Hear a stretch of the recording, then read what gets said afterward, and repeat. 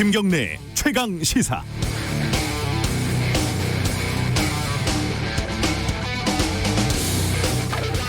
이건 좀 전반적으로 과잉이고 오버입니다. 조현이라는 연예인이 북한군이 우리 지피에 총격을 가했다 이런 속보를 SNS로 공유를 하니까 극우다, 일베다, 과거에 무슨 기사를 링크를 하더니 네 정체가 뭐냐 이렇게 난립니다. 또 반대편에서는 안보 정신이 투철하다, 심지어 대통령감이다 이렇게 또 난리를 피고 있고요. 밥은 먹고 다니면서 이런 일을 하는지 잘 모르겠습니다. 또 김정은 위원장 건강에 대해서 섣부른 발언을 했던 태영호 지성호 당선인은 공인이고 책임이 무거운 자리니까 비판받고 욕먹는 거야 당연하겠죠. 근데 여기서 더 나가서 빨갱이다, 스파이다, 북으로 돌아가라, 탈북민 혐오 발언을 쏟아내고 또 그렇게 비판해왔던 레드 컴플렉스를 자극하는 사람들 많습니다. 게다가 일부에서는 이들이 국회 정보위 국방위에 들어가면 안 된다고 주장을 하는데 이건 법적인 근거가 없거니와 어쨌든 북에서 온 사람은 믿을 수가 없다는 전제가 밑에 깔려 있는 것 같아서 위태롭게 보입니다. 발언도 선을 넘었고 그 대응도 선을 넘고 있습니다. 그리고 여전히 개표 부정을 주장하는 무리들, 요즘은 과거에 김어준 씨 주장까지 끌어들여서 개표를 넘어서 총체적인 부정선거다 이렇게 주장을 하고 있다고 하네요. 이것도 과한데 여기에 대해서 한 의원은 이럴 바에는 사전투표를 없애자 이렇게 또 얘기를 했다고 합니다. 꾀병인 줄 뻔히 알면서 메스 들고 수술하자 이런 꼴 아니겠습니까? 오버를 좀 하지 맙시다. 안 그래도 피곤하고 할 일이 많습니다. 5월 6일 수요일 김경래의 최강시사 시작합니다.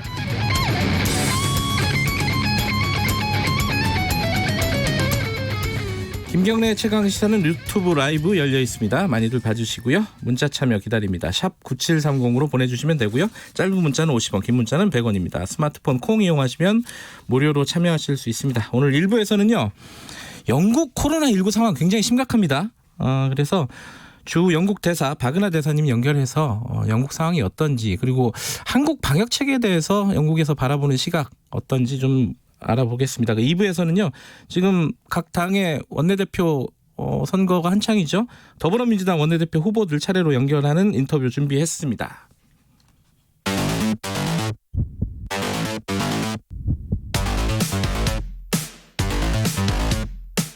오늘 아침 가장 뜨거운 뉴스 언박싱. 네, 택배 박스를 뜯는 두근두근한 마음으로 준비합니다. 뉴스 언박싱 고발뉴스 민동기 기자 나와 있습니다. 안녕하세요. 안녕하십니까. 김민아 시사평론가 나와 계십니다. 안녕하세요. 안녕하세요. 오늘 처음 다룰 얘기는 원내대표 얘기부터 좀 해보죠. 김민아 평론가가 좀 정리를 해보죠. 네, 오늘 미래통합당의 원내대표 후보 등록이 마감이 되는데요. 네. 지금 4파전을 얘기하고 있습니다. 그래서 주호영 의원, 이명수 의원, 김태흠 의원, 권영세 의원이 네. 이제 등록을 할 것이다 이렇게 얘기를 하고 있는데, 등록이 그냥 되는 건 아니고 이제 러닝메이트를 구해야 되는데, 주호영 의원은 이 삼선의 충북 출신의 이종배 의원을 구했고, 그다음 권영세 의원은 이 삼선의 경남 출신인 조혜진 의원을 구해서 이제 짝을 이뤘습니다. 근데 김태흠 의원의 경우에는 영남권 재선 의원을 지금 구했다라고 얘기를 하는데 누군지는 안 가르쳐 주겠다. 네, 이렇게 얘기를 왜 안 가르쳐 주는 거죠, 이거? 깜짝 발표를 하려나요? 모르겠습니다. 엄청난 분인가? 잘 모르겠는데, 그리고 이제 이명수 후보의 경우에는 구하고 있는데 지금 잘 안 된다 이렇게 얘기를 하고 있거든요. 그래서 4파전이 아니라 3파전이 될 수도 있고, 네. 이게 충청권 단일화가 될 수도 있고, 아직은 잘 모르겠습니다. 지금 그 선거가 한창이긴 한데 앞서서 제가 얘기한 그 사전투표 조작설 있잖아요. 여기에 대한 입장들은 뭐예요, 이분들의? 지금 이 미래통합당 원내대표 선거의 특이한 점이 네. 모든 그 쟁점을 다 중간으로 가져간다는 겁니다. 그래서 그래요? 네, 예를 들면 김종인 비대위에 대한 입장이 뭐냐 이렇게 물어보면 내 개인 입장은 있지만 당선인 총회에서 하자는 대로 하겠다. 대개 이렇게 얘기를 하는데 사전투표 조작설에 대해서도 이게 뭔가 전적으로 잘못했다라고는 내가 얘기하지 않지만 의혹이 있으니까 선관위나 정부가 책임 있게 답변을 해봐라. 뭐 이렇게 얘기를 하는 분위기인 거죠. 아하. 모든 걸 이렇게 얘기를 하고 있습니다. 지역도 지금 이제 쭉 말씀드렸는데 주호영 의원의 경우는 이제 대구 출신인데 러닝메이트는 이제 충북인 거고, 네. 근데 권영세 의원은 이제 서울 출신인데 러닝메이트는 이제 경남인 거고, 이런 식으로 지역을 각각 짝지어서 영남과 충청권이냐 또는 이제 영남과 수도권이냐 뭐 이런 식으로 모든 걸 섞어서 이제 진행을 하고 있어서 그만큼 당내 분위기나 당내 여론이라는 거를 지금 한쪽으로 어디로 간다라고 얘기할 수가 없는 상황이다. 이런 걸 보여주는 상황이죠. 당선자들 눈치를 좀 보는 것 같아요. 그렇죠. 그러니까 권영세 의원 같은 경우는 원래 김종인 비대위에 찬성한다는 입장이었거든요. 네. 그렇죠. 근데 당선자 총회 의견을 들어야 된다 이렇게 한 발 물러섰고, 아하. 지금 그 조호영 의원 같은 경우에는 원래 비판적 지지였거든요. 네. 근데 조호영 의원도 당선자 총회를 거쳐야 된다라고 한 발 물러섰습니다. 저희가 김태형 의원 인터뷰를 했는데 네. 물어보니까 저도 시원하게 얘기할 줄 알았는데 또 그게 아니더라고요. 일단 당선자들에게 네. 물어보겠다. 이게 사실은 국민들을 대상으로 한 선거가 아니라 당선자들을, 그러니까 의원들을 대상으로 한 선거기 때문에 입장이, 어떤 쟁점에 대한 입장이 뚜렷하게 나오는 것 같지가 않아요. 그죠? 그리고 이제 당선인들의 입장이 대략 한 방향으로 모아지고 있다라고 하면 네. 그 얘기를 그냥 할 텐데 네. 그렇지 않은 거거든요. 그 김종인 비대위도 마찬가지고. 예. 근데 또 이 각 이제 의원들이 개인 캐릭터가 있어서 김태흠 의원의 경우에 이제 좀 조심해서 얘기하긴 하지만 그 와중에 또 자기 입장을 얘기할 때는 강한 어조를 또 쓰죠. 그래서 김종인 위원장이 뭐 화타냐 뭐 이렇게 얘기를 한 게 또 많이 나왔는데, 그래서 개인 입장들은 어쨌든 있긴 있다. 그래서 아마 누가 되느냐에 따라서 이 미래통합당의 어떤 지도 체제나 이런 것도 변화하긴 할 것이다. 이렇게 좀 보입니다. 더불어민주당은 지금 어떻습니까? 지금 3명 나왔죠? 그 김태년 의원, 전해철 의원, 정성호 의원 출마를 했는데 네. 이제 앞서 이제 미래통합당 원내대표를 선출하는 날은 8일 어버이날인데 더불어민주당은 그 전날은 7일입니다. 그래서 이제 지금 이해찬 대표와 가까운 김태년 의원하고 참여정부에서 민정수석을 지냈던 전해철 의원이 이제 양강 구도를 이루고 있다. 네. 둘 다 이제 주류에 속하고 있으니까요. 네. 그런 평가인데 각 이제 후보들이 내놓는 어떤 메시지를 보면은 김태년 의원은 이제 뭐 비슷한 메시지지만 전반적으로 좀 강력하게 이번에 이제 정부가 해야 될 일들을 당이 뒷받침한다, 이런 메시지에 좀 힘을 싣고 있는 반면, 전해철 의원은 뭔가 당이 정부가 해야 될 일을 이제 뒷받침하는 건 맞지만 그걸 잘하려면 야당과 어떤 협치나 소통을 통해서 이제 뭔가 잘 해봐야 된다, 이런 메시지에 좀 힘을 싣고 있는 것 같습니다.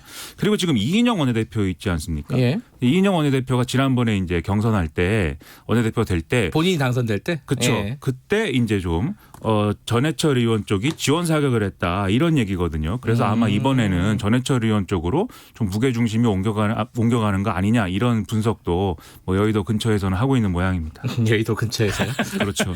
네. 자, 근데 예. 원내대표는 다 저기 후보들 만나는 의원들마다 다 찍어준다고 하기 때문에 그렇죠. 네, 이건 뚜껑을 열어봐야 합니다. 그렇군요. 네. 특히 이번에는 초선들 비율이 또 높아서 그렇죠. 네. 초선들은 또 여러 가지 어떤 당내 이해관계나 이런 것들로부터 지금은 상당히 자유로운 상태이기 때문에 이 초선들이 어디로 튈지 몰라서 또 다들 이렇게 깜깜이 선거다, 이렇게 얘기를 하고 있는 측면이 더 큰 것 같습니다. 더불어민주당 초선이 68명. 그죠? 네. 뭐랄까요? 이 큰 변수가 되는 선거에서 숫자죠. 최대 변수죠. 예. 최대 변수.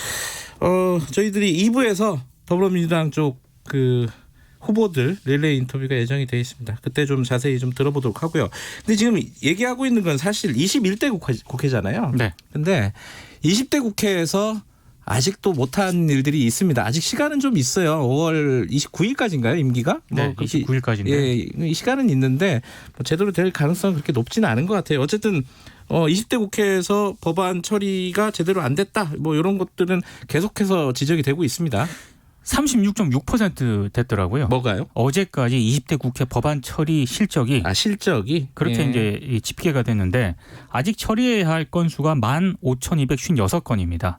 지금 뭐 1분에 하나씩 통과시켜도 다 못하겠네요. 근데 지금 여야가 모두 지금 앞서 언급한 것처럼 예. 차기 원내대표에 관심이 쏠려 있어가지고 예.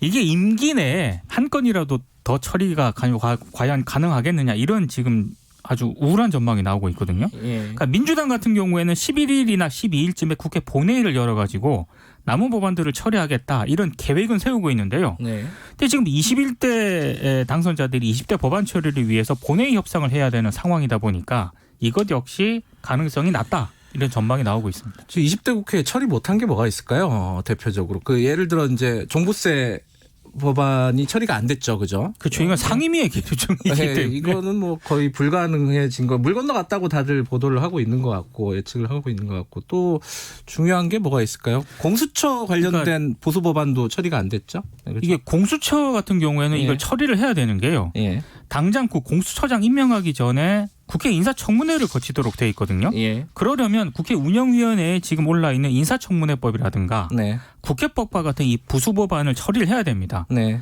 그러니까 공수처장 후보 추천위원회 구성부터 공수처 수사관 배정까지 최소한 많게는 한 2달 정도 걸리기 때문에 이번 달 안에는 이 법을 처리를 해야 되거든요. 근데 이걸 만약에 처리를 못한다 그러면은 7월 출범할 예정인 공수처 출범에도 영향을 받게 된다는 얘기입니다. 제가 볼 때 뭐 올해 안에 출범하면 다행이다. 이게 원내지도부가 이런 걸 처리하기 위해서 뭐 협상도 하고 이래야 되는데 사실 두 가지 조건이 있는 거죠. 지금 어쨌든 말씀하신 대로 임기 말이기 때문에 원내지도부 자체가 레임덕이다. 이런 부분이 하나가 있고 두 번째는 특히 보수야당 미래통합당이 원내지도부 붕괴해 있는 상황이기 때문에 그렇죠. 지금 심재철 원내대표는 거의 지금 일을 놓은 상황 아니겠습니까? 그렇죠. 그런데다가 사실 의원들이 뭐 원내지도부 뜻에 따르는 것도 아니고요. 이거 8일날 그 본회의를 원포인트 개헌안 처리를 위해서 열자라고 합의를 했다가 다시 한번 그 당내 분위기를 확인해 보니까 반대가 많아서 안 되겠습니다라고 해서 지금 엎어진 상황인데 네. 이런 상황도 보여주는 게 미래통합당의 원내지도부가 말이 안 먹힌다. 이걸 보여주는 거죠. 제 개인적인 생각인데 네, 저는 이게 가장 큰 요인인 것 같습니다. 15일까지 예. 국회에 있는 의원실을 모두 비워야 됩니다. 낙선한 의원들. 이사 가야 돼요? 이사 가야 되기 때문에 그렇구나. 낙선도 했는데 15일까지 의원실 비워야 되거든요. 예. 이분들이 저기 투표에 참여할 마음이 과연 날까? 슬프니까. 그렇죠. 네. 얼마나 슬플까요? 포장이사라서 그렇게 힘들지는 않을 텐데 어쨌든 마음이 마음이 힘들겠죠. 바쁜 거죠. 이제 딴 데도 사무실도 알아봐야 되고. 네. 사실 이제 어제 보니까 뉴스 중에 가장 큰 뉴스가 이거였어요. 미중 갈등이 확대된다. 이게 원래도 이제 무역 갈등 때문에 계속 싸우고 있었잖아요. 그렇죠. 근데 코로나19 때문에 또 지금 감정 격화되고 있습니다. 특히 이제 트럼프 대통령이 여러 가지 얘기를 꺼내고 있어요. 그죠? 그렇죠. 지난번에 계속 나오던 얘기입니다. 중국 우한의 바이러스 연구소에서 코로나19 바이러스가 나온 거다. 자연계에서 나온 게 아니라. 시장에서 원래 나왔다 계속 나왔는데 그게 아니라 연구소에서 나왔다. 이거죠, 그렇죠. 지금. 예. 그렇죠. 그 주장이 있었는데 이제 트럼프 미국 대통령이 거의 이제 언론에서 이 주장을 거의 그대로 반복을 하면서 네. 아예 이런 내용이 확인되는 보고서를 작성해서 공개를 하겠다. 이렇게도 얘기를 해서 이게 화제가 뭐가 되는 있으니까 거죠. 대통령이 이렇게 얘기했겠죠. 아니 근데 이 얘기가요. 예. 처음에 영국 타블로이드 신문에서 나왔거든요. 영국 흔히 쪽에서? 말해서 우한 폐렴이라는 단어를 쓸 때 네. 영국 타블로이드 신문에서 제기를 했고 그때 많은 언론들이 팩트 체크를 하면서 이거 가짜 뉴스라고 판명을 했는데 이걸 트럼프 대통령이 지금 들고 나온 겁니다. 아니, 보고서를 내놓겠다고 했으니까 설마 미국 대통령이 트럼프 대통령이니까 그렇죠. 잘할 수 있겠구나. 그 수많은 설마들이 네. 얼마나 많이 설마들이 무너졌습니까? 그래서 뭘 할지는 모르겠는데 지금 굉장히 근데 필요라는 건 있기 때문에 이렇게 네. 얘기를 하는 거죠. 정치적 필요인 것인데 뭐 다들 이제 익히 아시겠지만은 트럼프 대통령의 입장에서 지금 코로나19에 제대로 대응을 못했기 때문에 미국 내에서는 상당히 비판 여론이 크지 않습니까? 네. 그래서 여기에 대해서 이제 중국 책임론을 얘기하면서 피해가려는 이런 의도가 첫 번째로 있는 거고 두 번째는 재선을 앞두고 지금 미국 내에 이 코로나19 이후에 반중 여론이라는 게 상당히 강력하게 지금 형성됐다. 이렇게들 많이 얘기를 하거든요. 실제 여론조사를 해봐도 이번 사태에 이제 어떤 책임은 중국이 져야 된다. 이런 얘기가 많이 나온다고 하고 이건 뭐 민주당 지지자, 공화당 지지자를 가리지 않고 다 얘기를 한다고 그럽니다. 그래서 재선에 유리한 구도를 만들기 위해서도 이제 이 중국 책임론을 지금 불거지게 만들고 있는 건데 이건 또 중국도 마찬가지로 시진핑 중국 국가주석의 책임론이 지금 있기 때문에 또 중국도 물러설 수가 없는 거거든요. 강하게 반발하더라고요. 그렇죠. 예. 거의 뭐 애니메이션까지 만들어서 트럼프 대통령이 다 틀렸다 이걸 반박을 하고 있는데 예. 그럼 둘이 이렇게 싸우고 부딪히게 되면 결국은 중간에 껴있는 우리 같은 이 새우들의 새우등이 또 터질 수밖에 없기 때문에 상당한 지금 우려가 된다 이런 생각을 안 할 수 없는 거죠. 공화당은 좀 너무 나가더라고요. 중국 정부를 뭐 미국 법정을 세워야 된다 이런 주장까지 하는 걸 보니까. 그리고 네. 특히 트럼프 지지자들은 지금 뭐 마스크를 쓰고 뭐 이렇게 뭐 지금 사회적 거리두기를 하고 이런 것 자체에 지금 상당히 반감해 가지고 있고 네. 거리 나가서 막 시위하고 있거든요. 그러니까 트럼프 대통령이 자기 지지층을 보고 얘기를 하는데 이렇게 얘기를 하지 않을 수가 없는 상황이 또 자기 딴에는 있는 거죠. 이번에는 이제 트럼프 대통령만 그러는 게 아니라 폼페이오 국무장관도 뭐 그렇죠. 거대한 뭐 증거가 있다 뭐 이런 식으로 얘기했잖아요. 그렇죠. 계속 이제 옆에서 펌프질을 하고 있고 예. 그다음에 또 레리 커들로라고 국가경제위원장이 있는데 이 사람이 경제 정책에 상당한 영향력을 행사하는데 네. 옛날부터 반중국파로 이제 악명이 높았습니다. 네. 근데 이 사람은 아예 이제 트럼프 대통령 발언에 다 동조를 하면서 관세 부과까지 언급을 했거든요. 중국이 이번에 코로나19에 책임이 있기 때문에 네. 관세 부과나 이런 걸 통해서 중국을 혼내줘야 된다. 이런 얘기를 하고 그다음에 특히 이제 어떤 중국 공급망의 탈피 이런 것들을 얘기하면서 대만이라든지 이런 중국이 싫어하는 국가들과의 어떤 연합을 구축해서 미중 무역 갈등을 상당히 더 심각한 상황으로 만들 것처럼 얘기를 하고 있고 트럼프 대통령은 미중 1차 합의를 중국이 어기면 뭐 일부분 상품을 사주고 뭐 이런 내용이 있지 않습니까? 네. 그걸 어기면 바로 우리는 합의를 깰 것이다. 이렇게 주장을 하고 있어서 저는 이런 뉴스를 보면서 겁이 많이 납니다. 아니 근데 그게 진짜 재선을 앞두고 있기 때문에 예. 그냥 엄포는 아닌 것 같고요. 예. 실제로 현실화될 가능성도 있는 것 같습니다. 그럼 우리가 굉장히 곤란해지는 거죠. 미국과 중국이 좀 사이좋게 지내는 게 우리한테는 좋은데 어찌 됐든 간에 그죠? 그러게 말입니다. 예, 지금 상황이 그렇게 만만치 않게 돌아가고 있는 것 같습니다. 어찌 됐든 뭐 보고서를 내놓는다고 하니까 조금 더 지켜보도록 하죠. 오늘 뉴스 언박싱 여기까지 듣겠습니다. 고맙습니다. 고맙습니다. 고발뉴스 민동기 기자, 김민아 시사평론가였고요. 김경래 최강 시사 듣고 계신 지금 시각은 7시 36분입니다. 출근길 날씨 정보입니다. 안개가 짙게 끼면서 가시거리가 200m 이하로 짧은 곳이 많으니까요. 안전운전하시기 바랍니다. 안개는 기온이 오르면서 차츰 사라지겠고 오늘 전국이 대체로 맑겠습니다. 지금은 쌀쌀하지만 낮에는 서울과 대전 28도, 광주 30도까지 올라 서쪽 지역은 덥겠습니다. 반면 동쪽 지역은 선선한 동풍의 영향으로 강릉 20도, 부산 22도, 대구 26도 등을 보이겠습니다. 현재 서울의 기온은 11.6도 입니다. 날씨 정보 송소진입니다. 이어서 이 시각 교통 상황을 KBS 교통정보센터 김한나 씨가 전해드립니다. 네, 이번 황금 연휴를 보내고 이번 주 들어 처음으로 출근하는 분들도 계실 텐데요. 오늘은 평소 월요일만큼의 정체가 예상됩니다. 경부고속도로 부산 쪽은 한남대교에서 양재까지와 죽전에서 수원 쪽으로 9km 정체고요. 반대 서울 쪽은 기흥에서 수원까지 5km, 이후로는 판교분기점에서 반포 쪽으로 13km 지나기가 답답합니다. KBS 교통정보센터였습니다. 최강 시사.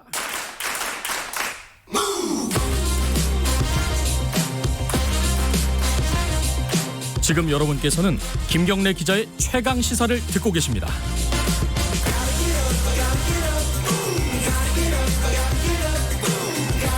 네, 코로나19 얘기 좀 해보겠습니다.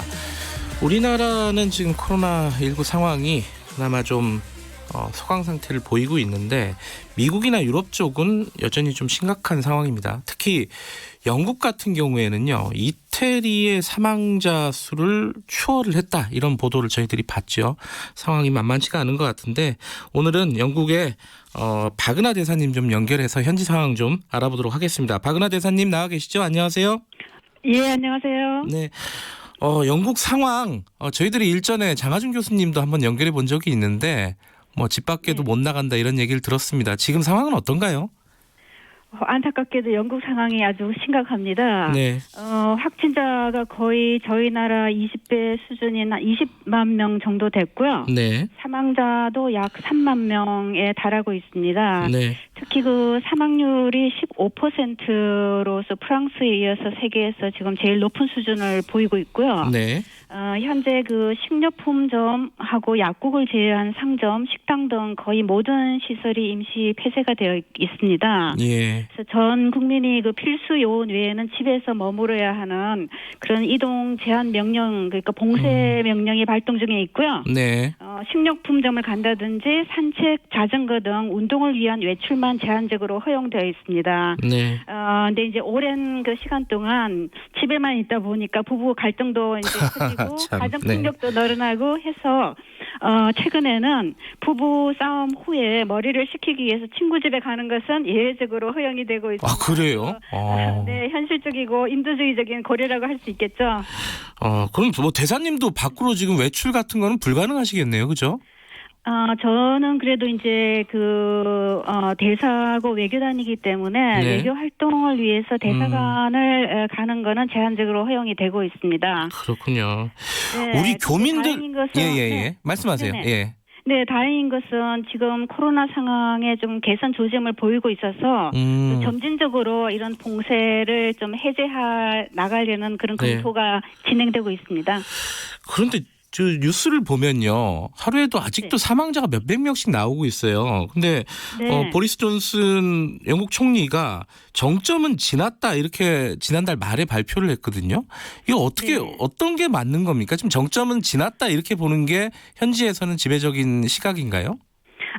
그렇죠. 아직까지는 사망자 숫자가 굉장히 네. 많죠. 하루에 300명 정도 네. 발생을 하고 있으니까요. 근데 이제 몇 주 전에는 한 700명, 800명까지도 하루에 사망을 했었거든요. 네. 그래서 그런 측면에서 볼 때는 이제 신규 확진자 수라든지 네. 사망자 수가 좀 감소 추세에 들어갔다라고 보고 있는 것 같습니다. 근데 저 궁금한 게 영국 같은 경우는 밖에서 보면은 의료 체계가 굉장히 잘 짜여진 국가다 이렇게 저희들이 생각을 해왔거든요. 특히 이제 공공 의료 체계가 굉장히 발달된 나라다 이렇게 여겨져 왔는데 왜 이런 상황이 벌어졌는지 그게 궁금합니다, 사실. 근데 이제 왜 정말 이런 상황이 됐느냐 하는 것은 이제 전문가들이 아주 심도 깊은 연구가 추후에 진행이 돼야 네. 되겠지만은 네. 일반적으로는 이제 확산 초기에 네. 조금 방심하지 않았나. 그래서 확산 초기에 검사 역량이라든지 접촉자 추적 역량이라든지 이런 것이 충분히 이제 갖춰지지 못했다는 거. 네. 그래서 이미 초기에 지역 사회로 굉장히 상당 수준의 확산이 전개됐다는 거. 네. 그리고 이제 사회적 거리두기라든지 이동 제한 조치라든지 이러한 정부의 조치가 좀 늦었던 것이 아니냐. 네. 그리고 중증 환자만 입원이 가능하도록 돼 있었기 때문에 적절한 치료 시기를 놓쳤다. 네. 그리고 전체적으로는 이 영국 국민들이 비만율이라든지 기저 질환자 비율이 높았지 않았느냐. 이런 이유들이 지금 거론이 되고 있습니다. 한 가지 이유가 아니라 여러 가지 복합된 이유 때문에 이런 심각한 상황으로 갔다 이렇게 볼 수밖에 없는데 그런데 네. 그런 얘기 있지 않습니까? 지금 영국의 공공의료 체계 때문에 이런 문제가 코로나19 확산이 더 심각해졌다 이렇게 분석하는 일부 보도들이 있더라고요. 이건 맞는 분석일까요? 여기는 이제 NHS라고 해서 공공의료 체계가 잘 갖춰져 있고요. 전 국민이 무료 의료를 받을 수 있지만 그동안 그 NHS에 대한 투자가 조금 부족했다라는 것은 좀 잘 알려져 있습니다. 네. 그리고 저희 나라나 이제 아시아에 있는 국가들이 과거에 사스라든지 메르스라든지 이런 전염병을 겪으면서 의료 체계를 개선하고 준비를 해왔던 반면에 영국은 1차 대전 이후에 스페인 독감 이후에는 이런 심한 전염병을 부지를 못했거든요. 그래서 그만큼 그에 대한 대응 체제를 잘 갖추고 있지 못했다라고 생각됩니다. 네, 단순히 공공의료 체계가 있었기 때문에 이 문제가 심각했다 이렇게 단순하게 볼 수는 없는 문제네요. 여러 가지가 복합적으로. 그렇죠. 네. 그리고 영국에서는 이 공공의료 체계에 대해서는 상당히 자부심을 갖고 있습니다. 그래서 지금 이제 코로나 바이러스를 대처를 하는 데 있어서 이 NHS에 대한 신뢰와 지지를 보여주기 위해서 매주 목요일 저녁에는 전 국민들이 NHS를 위한 응원 행사를 벌이고 있습니다. 그렇군요. 그런데 이제 영국이 선진국 아니겠습니까? 그런데 그렇죠. 밥을 굶는 아이들이 50만 명을 넘어섰다. 이런 보도를 보면은 이런 사태는 왜 발생하는지 의료 체계는 심각한 상황일 수도 있겠지만 미리 대처를 못해서 밥을 굶는 아이들이 이렇게 많다. 이건 잘 이해가 안 돼요. 왜 이런 일이 나오는 거죠? 그래서 빈곤의 문제는 가장 부유하다라는 미국에서도 계속 있는 문제이기 때문에 그 밥을 굶는 아이들이 있다라는 것은 어느 나라에서나 굉장히 있는 문제가 아닌가 싶습니다. 그리고 그런 이렇게 취약계층에 있는 사람들이 특히 그 코로나 사태에 있어서는 더욱더 큰 영향을 받기 때문에 이러한 취약계층 사람들을 돕기 위해서 지역 주민들이 자원봉사대를 조직을 하고 여러 가지 기금모금 행사를 하고 있습니다. 네. 사실 우리나라가 코로나 문제가 좀 심각한 상황이었을 때 영국에서 우리 입국 제한을 하지 않았습니까? 그때 이제 대사님께서 강하게 얘기를 하셨어요. 이건 굉장히 비이성적인 과잉 반응이다. 지금 상황이 역전된 상황이에요. 영국에서 한국을 바라보는 시각이 좀 달라졌을 것 같습니다. 어떻습니까? 뭐 좀 팩트 체크를 하자면요. 네. 영국이 그 한국인에 대해서 입국 제한 조치를 취한 적은 없습니다. 그래요?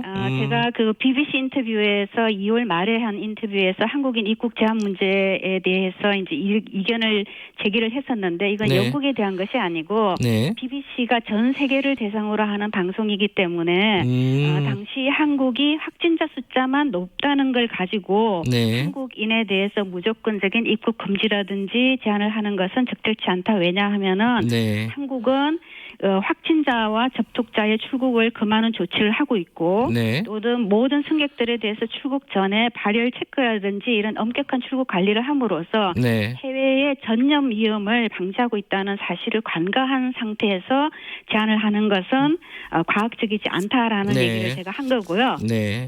지금 이제 한국에서는 그 감염이 상당히 해외 유입이 많지 않습니까? 이런 예. 상황에서 한국이 격리 등 제한 조치를 하는 것은 상당히 과학적인 조치라는 데 대해서 이견은 없는 것 같습니다. 네. 그리고 그 영국 여론이 지금 보면은 한국의 방역 그 성공에 대해서 굉장히 그 칭찬을 하는 분위기입니다.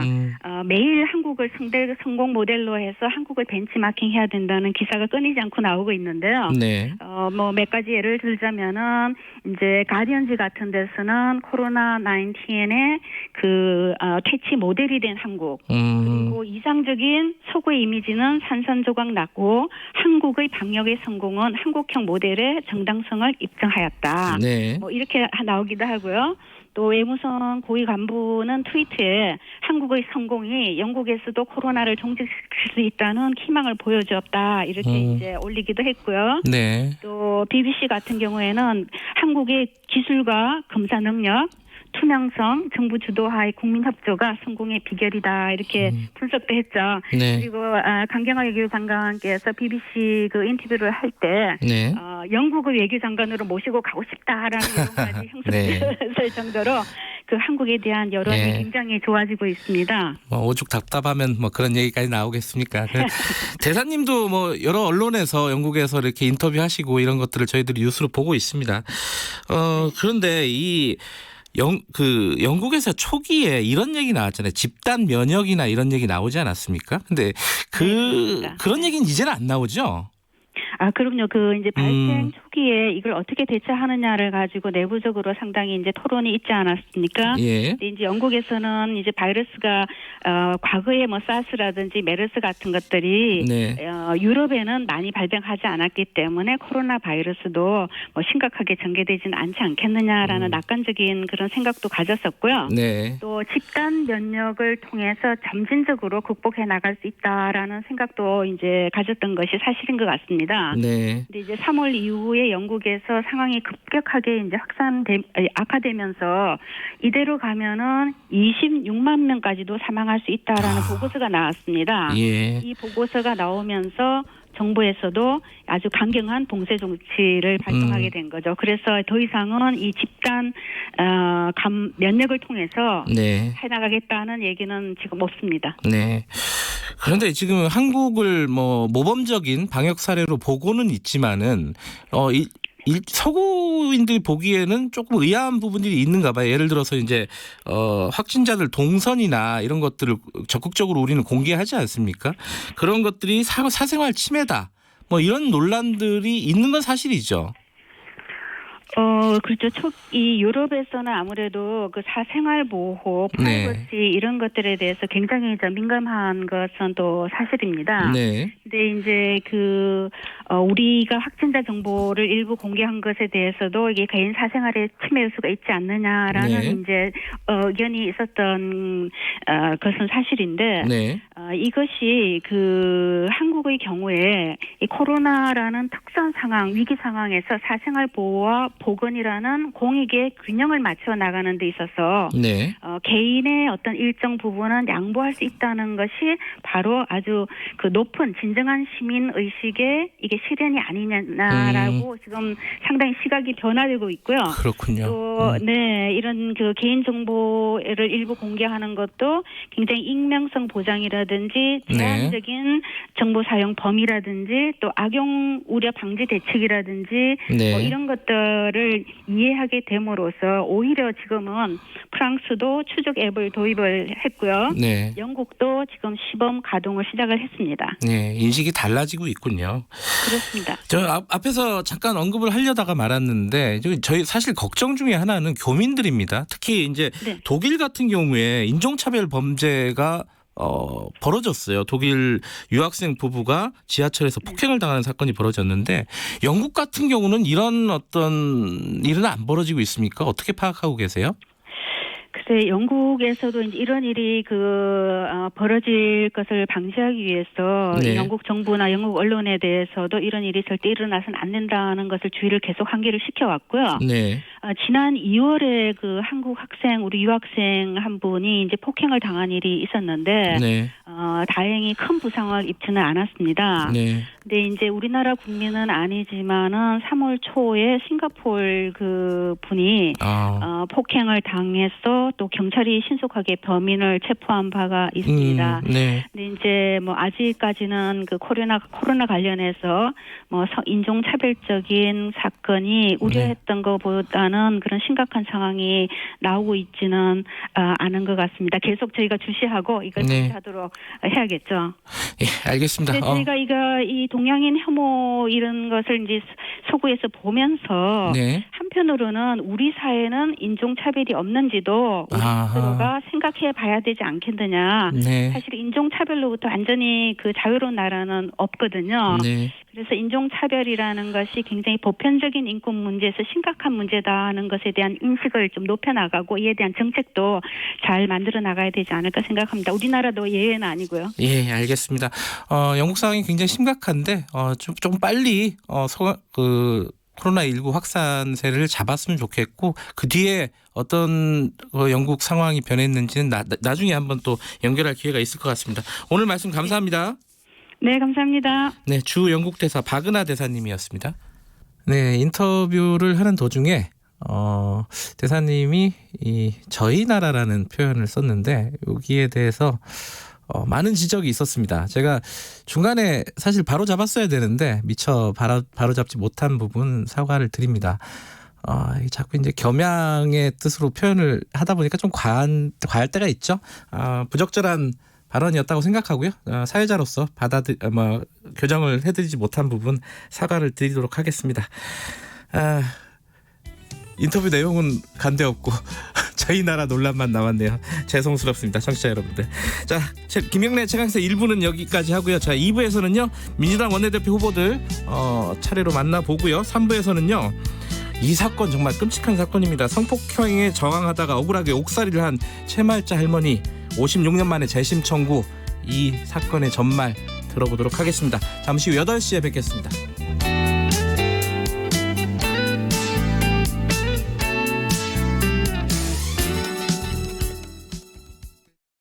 5월은 종합소득세와 개인지방소득세 신고 납부의 달입니다. 이제 개인지방소득세도 국세청 홈택스로 한 번에 신고하세요. 모든 납세자는 6월 1일까지 신고하시고 납부는 8월 31일까지 하시면 됩니다. 대구와 경북, 경산, 정도, 봉화의 특별재난지역은 6월 30일까지 신고기한이 1개월 연장되었습니다. 올해부터 모두 체험신고 대상자는 가까운 자치단체 합동신고센터나 세무서에서 도움을 받으실 수 있습니다. 행정안전부와 국세청은 납세자 여러분의 세금 신고에 불편함이 없도록 최선을 다하겠습니다. 한평생 가족을 위해 살아온 김필수 아버님의 삶의 경륜을 흔들림 없이 꿈을 향해 나아가는 27 박찬수 씨의 뚝심을, 소외된 이들을 돌아볼 줄 아는 주부 지소영 씨의 따뜻한 마음을 대한민국 법정으로 초대합니다. 만 20세 이상 국민이라면 누구나 국민이 직접 배심원으로 참여하는 국민참여재판. 재판 참관부터 피고인 유무죄 논의까지 국민과 함께하는 투명하고 민주적인 국민 참여 재판. 여러분의 관심과 적극적인 참여가 더 공정한 대한민국을 만듭니다. 이 캠페인은 법무부가 함께합니다. 안녕하세요. 개그맨 이승윤입니다. 제가 퀴즈를 하나 내볼게요. 제가 자연인에게 땅을 팔았습니다. 그런데 아플싸 이 땅이 오염돼 있는 겁니다. 이때 오염된 땅을 정화하는 책임은 누구에게 있을까요? 정답은 정화 책임이 자연인에게 돌아갈 수도 있다는 사실 알고 계셨나요? 토양 환경 평가를 하지 않았다면 말이죠. 토양 환경 평가는 부동산 거래 시 토양의 오염 여부를 측정해서 토양 오염에 따른 경제적, 법적 피해를 막아주는 제도입니다. 이제 부동산을 거래하기 전엔 토양 환경 평가 제도를 꼭 기억하세요. 이 캠페인은 환경부와 한국환경공단이 함께합니다. 말 같은 말.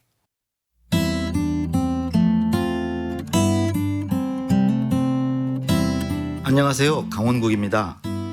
관계에는 여러 종류가 있지요. 종속 관계도 있고 대등한 관계도 있습니다.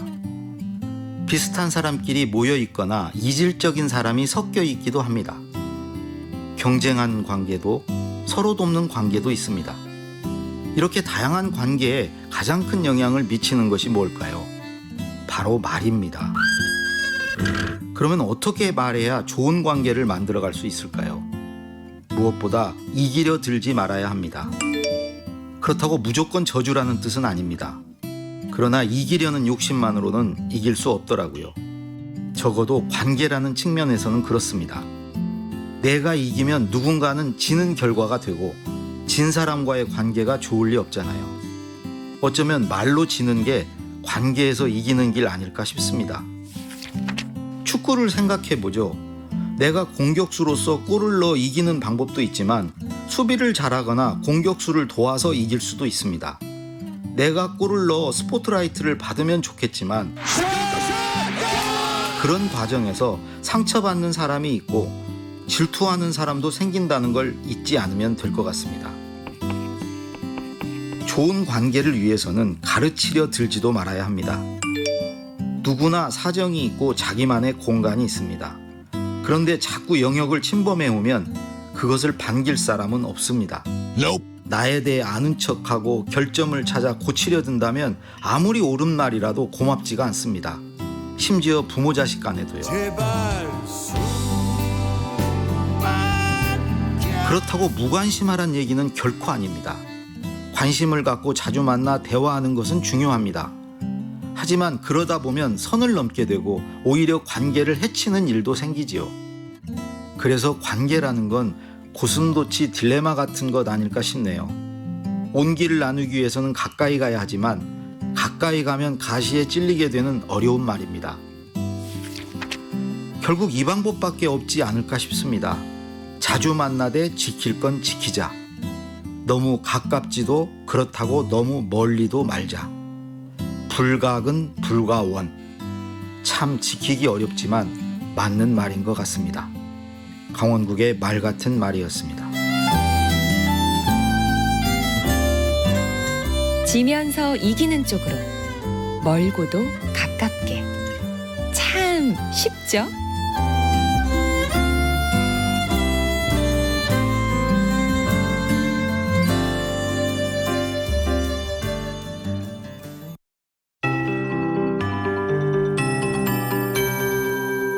KBS 58분 날씨. 맑고 파란 하늘을 뽀얀 안개가 가리고 있는 곳이 많습니다. 아직은 아산과 용인, 세종, 김제 등을 중심으로 가시거리가 200m 안팎으로 무척 짧은 상태니까요. 주의하시기 바랍니다. 지금 껴있는 안개는 기온이 오르면서 차츰 사라지겠고 오늘 청명한 하늘이 펼쳐지는 곳이 많겠습니다. 다만 남해안과 제주도는 아침까지 빗방울이 떨어지겠습니다. 지금은 10도 안팎으로 쌀쌀하지만 낮에는 서쪽 지역의 기온이 30도 가까이 올라 올라 덥겠습니다. 서울과 대전 28도, 대구 30도 등으로 어제보다 3도에서 8도 정도 높겠는데요. 반면 동쪽 지역은 선선한 동풍의 영향으로 강릉 20도, 부산 22도 등에 머물겠습니다. 이 동풍이 태백산맥을 넘으면서 공기가 데워지면서 서쪽 지역의 기온이 크게 오르겠습니다. 한편 오늘 미세먼지 농도는 대부분 보통에서 좋음을 보이겠지만 경기 남부와 충남 지역은 오전까지 나쁨 수준으로 오르는 곳도 있겠습니다. 또 지금 경기 동부와 강원도에는 건조주의보가 이어지고 있어서 불조심하셔야겠습니다. 내일까지 맑은 가운데 때이른 더위가 나타나겠고요. 금요일에는 남부지방에, 토요일에는 전국에 비가 내릴 전망입니다. 현재 서울의 기온은 14.5도, 습도는 75%입니다. KBS 올패분 날씨 송소진입니다.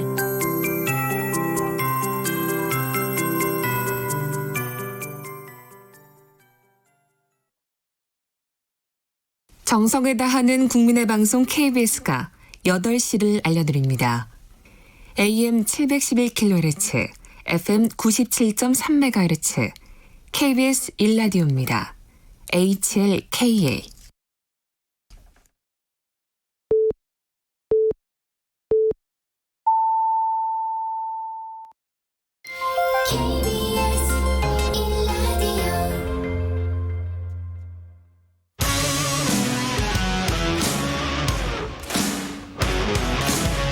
뉴스타파 기자 김경래 최강 시사. 김경래 최강 시사 2부 시작하겠습니다. 2부에서는요. 지금 더불어민주당 원내대표 경선이 한참 진행 중이지 않습니까? 180석 슈퍼여당, 공룡여당, 어쨌든 이 거대한 여당을 이끌어갈 원내 사령탑을 뽑는 선거입니다. 이번에 초선이 68명이고요. 초선의 표심을 어떻게 잡느냐, 이게 아마 결정적인 어떤 선거의 쟁점이 될 것 같습니다. 자, 오늘은 후보들 차례로 연결해서 입장 좀 들어보도록 하겠습니다. 먼저 김태년 후보님 연결돼 있습니다. 안녕하세요. 네, 안녕하세요. 김태년입니다. 네, 지금 김태년, 전해철, 정성호 이 세 분이 이제 출마를 하시고 나서 계속 이렇게 언론들이 보도를 하고 있습니다. 친문, 당권, 비주류, 요 구분에 대해서는 어떻게 생각하십니까? 동의하기가 힘듭니다. 우리 당은 다 친문이죠. 대통령 만들기에 함께 뛰었던 사람들이고 네. 또 지금 문재인 정부의 성공을 위해서 함께 협력해서 아주 최선을 다해서 일하고 있는 사람들인데 네. 친문 비문이 어디가 있겠습니까? 그건 과거의 구분법 아닌가 싶습니다. 김태년 후보님한테는 당권파라고 자꾸 그러더라고요. 제가 추미애 이해찬 대표 때 연달아서 제가 정책위 의장을 했기 때문에 아마 그것도 그렇게 분류하는 것 같은데요. 네. 정책위 의장 그만둔 지 지금 1년도 훨씬 넘었습니다. 알겠습니다. 자, 김태년 후보님 출마하신 내가 꼭 원내대표를 해야 된다. 요 말씀 듣고 다른 내용 좀 넘어가 보죠. 예. 2017년에 우리 국민들께서 정권 교체를 해서 우리 문재인 정부를 출범시켜 주셨고요. 네. 이제 2020년에 180여석의 어떤 거대 여당을 만들어 주셨습니다. 그야말로 국회 권력도 저희들한테 주신 건데 네. 문재인 정부와 민주당이 이제 제대로 한번 일 한번 해봐라. 네. 이렇게 기회를 주신 거 아니겠습니까? 예. 그래서 제가 지금까지 쭉 일을 해왔던 경험, 또 일을 하면서 만들었던 성과가 지금 시기에 필요한 원내대표가 아닌가 이렇게 판단이 되어서 네. 출마를 결심했는데요. 네. 제가 우리 문재인 정부가 인수위 없이 출범을 했지 않습니까? 그렇죠. 그래서 그 인수위 역할을 했던 국정기획자문위원회에 당을 대표해서 부위원장으로 참여해서 이 국정과제를 설계하는 데 직접 참여를 했었고요. 네. 또 정책위 의장으로서 초기 2년간 이 국정과제 이행을 주도했던 경험이 있습니다. 아무래도 정책위 의장을 했기 때문에 이 당정청 조율도 제가 가장 많이 해봤고 또 일로서 청와대나 정부하고 손발을 가장 많이 맞춰본 경험이 있어서 지금 시기에 필요하다. 또 하나는 이제 우리 당이 같은 180여 석의 큰 당이 됐기 때문에 네. 통합의 리더십을 통한 안정이 대단히 중요한데 네. 그 일도 제가 좀 해볼 수 있겠다 싶어서 네. 도전을 하게 되었습니다. 지금 사실 본인도 말씀하셨지만은 뭐 대표적인 정책통입니다. 김태년 의원님은. 근데 21대 국회에서 가장 중요한 뭐 정책 과제라고나 할까요? 국회에서 해야 될 일 뭐라고 생각하십니까? 세 가지입니다. 지금 코로나19 때문에 네. 지금 경제적으로 어려움이 올 것이다. 다 이렇게 예상하고 있지 않습니까? 네. 그렇게 되면 우리 국민들의 고통이 커지게 될 텐데요. 네. 이 코로나19 위기를 슬기롭게 대처하고 극복하는 일이 저희들한테 임무로 주어져 있습니다. 네. 그 일을 가장 힘있게 해야 될 것이고요. 네. 또 하나는 지금 우리 국민들이 우리 국회를 걱정을 많이 하고 계시지 않습니까? 일 좀 네. 해라 뭐 이렇게 주문하고 계시는 거고요. 네. 그래서 국회 개혁이 시급합니다. 예. 국회 개혁의 핵심은 일하는 국회를 만드는 것이죠. 네. 그래서 일하는 국회법 지금 법안이 많이 좀 올라와 네. 있는데 이거 처리를 해서 어떻게 보면 협치 제도를 통한 어떤 협치가 가능하도록 만들어야 할 거고요. 또 네. 하나는 권력기관 개혁의 완성 이것도 해내야 될 일 중에 하나입니다. 지금 시간이 뭐 많지가 않아서 짧게 좀 여쭤보겠습니다. 그럼 말씀하신 그 일하는 국회 만드는 그 방안 중에 하나로 법사위 기능을 상당 부분 좀 축소한다 이 공약을 내놓으셨어요. 체계 작구 심사 기능을 폐지한다는 건데요. 구체적으로는 이거 가능할 것 같습니까? 어떻게 동료 의원들 의견을 들어보셨어요? 네, 동료 의원들 그러니까 동료 의원들도 다 이게 필요하다고 이야기를 하고 계십니다. 그래요? 사실상 지금 이게 국회라고 하는 데가 크게 보면 두 가지 기능을 갖고 있지 않습니까? 이해관계와 갈등을 조정하는 어떤 수기의 기능, 또 하나는 결정의 기능인데요. 지금은 속도가 생명인 시대가 되어 버렸는데 그게 옳든 옳지 않든 네. 이 결정의 속도를 늦추는 그런 장애물은 지금은 이제 시대에 맞지를 않는데 이 법사위의 자구책계 심사권을 가지고 이걸 악용해서 상임위에서 열심히 토론하고 여야 간에 다 합의해서 올라온 법안들도 법사위의 한두 의원이 반대를 하면은 결정을 못하고 보류돼 버리는 또 지체돼 버리는 이런 상황을 계속 반복할 수는 없습니다. 네. 근데 지금 그 속도를 말씀하셨는데 야당에서 보면 그렇게 얘기할 것 같아요.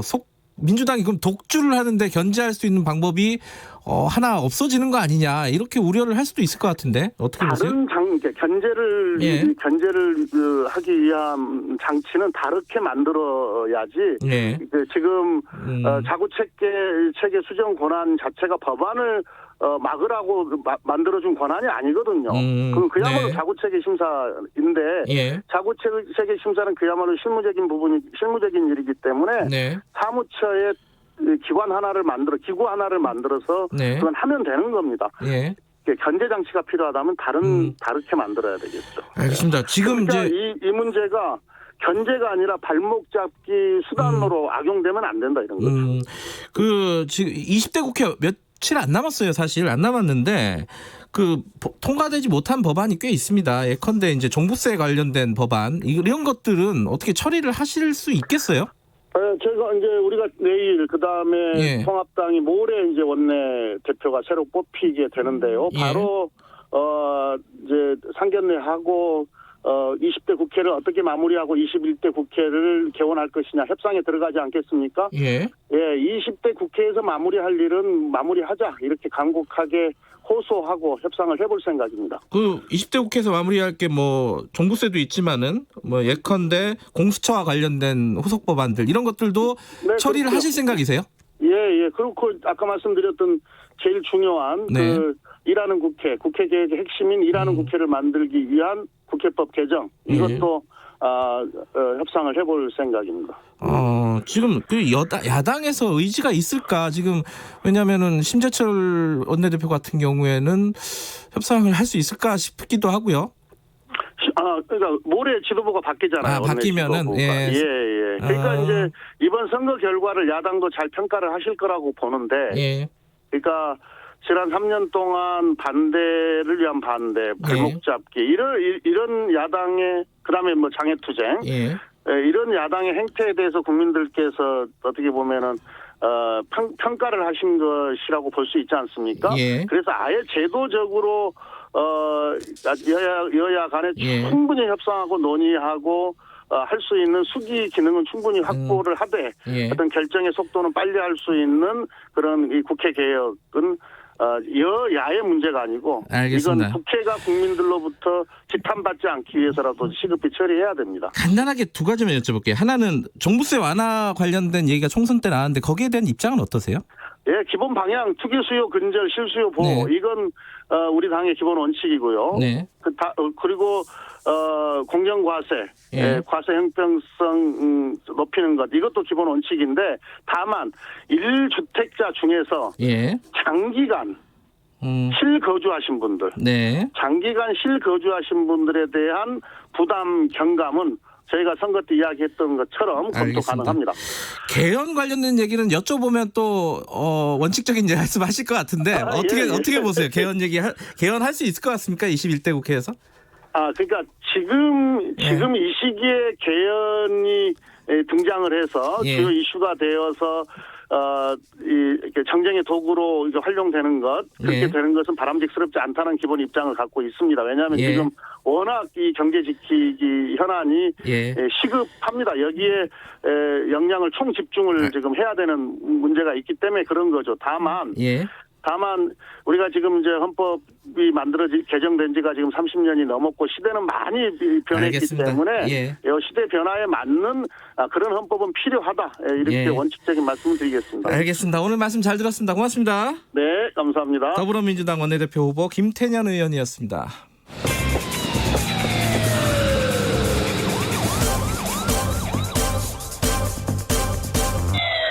김경래 최강 시사. 네, 바로 이어서 정성호 후보 연결해 보겠습니다. 정성호 의원님 나와 계시죠? 안녕하세요. 예, 안녕하세요. 정성호입니다. 네, 지금 그 김태년, 전해철 그 두 후보를 주류라고 하고 정성호 의원님을 비주류라고들 언론에서 많이 부르더라고요. 이 구분에 대해서는 어떻게 생각하세요? 저는 뭐 거기엔 동의하지 않습니다. 저도 주류죠. 우리 국민들이 민주당을 108석의 거대 여당으로 만들어 주셨지 않습니까? 네. 민주당 전체가 국정 운영의 주체의 중심이고 민주당 국회의원 전체가 주류죠. 네. 이 그 두 후보들 같은 경우에는 뭐 친문, 뭐 당권파 이런 식으로 많이들 이름을 붙이잖아요. 네. 이분들은 뭐 긴밀한 당청 관계 이런 것들을 많이 강조하는데 정 후보님은 본인은 어떤 장점이 있다고 말씀을 해주시겠습니까? 지금 20대 국회가 국민들로부터 최악의 국회로 평가받고 있지 않습니까? 폭언, 막말, 무능력, 무기력하고 입법 예산 처리 제대로 안 했는데요. 그게 당정청 관계가 잘못돼서 안 된 게 아닙니다. 당정청 관계는 우리 여당에서는 상수고 기본입니다. 저는 뭐 잘할 수 있고요. 오히려 그 야당과의 관계를 제대로 해낼 수 있는 그 대야 관계가 원만치 않았기 때문에 국회가 정상적으로 운영되지 않았죠. 물론 기본적인 책임은 야당에게 있습니다. 그렇지만 우리 여당이 야당과 신뢰감을 갖고 좀 진정성 있는 대화의 노력이 과연 있었는지 좀 자문해 볼 필요가 있고요. 그런 면에서 제가 시 후보 중에서는 유일하게 대야 협상 경험이 가장 많습니다. 원내 수석 부대표를 했었고 상임위원장을 했기 때문에 제가 대야 관계를 가장 원만하게 할 수 있고 또 개파색이 없기 때문에 우리 당내를 통합하고 또 국민들의 의견을 좀 잘 들을 수 있지 않겠나 하는 그런 자신감이 있습니다. 지금 대야 관계 말씀하셨는데요. 이제 21대 국회 같은 경우에는 여대 야소 그리고 180석이라는 거대 여당입니다. 야당과 협상이 그럼 어떻게 달라져야 된다? 뭐 구상하고 계신 게 좀 있으신가요?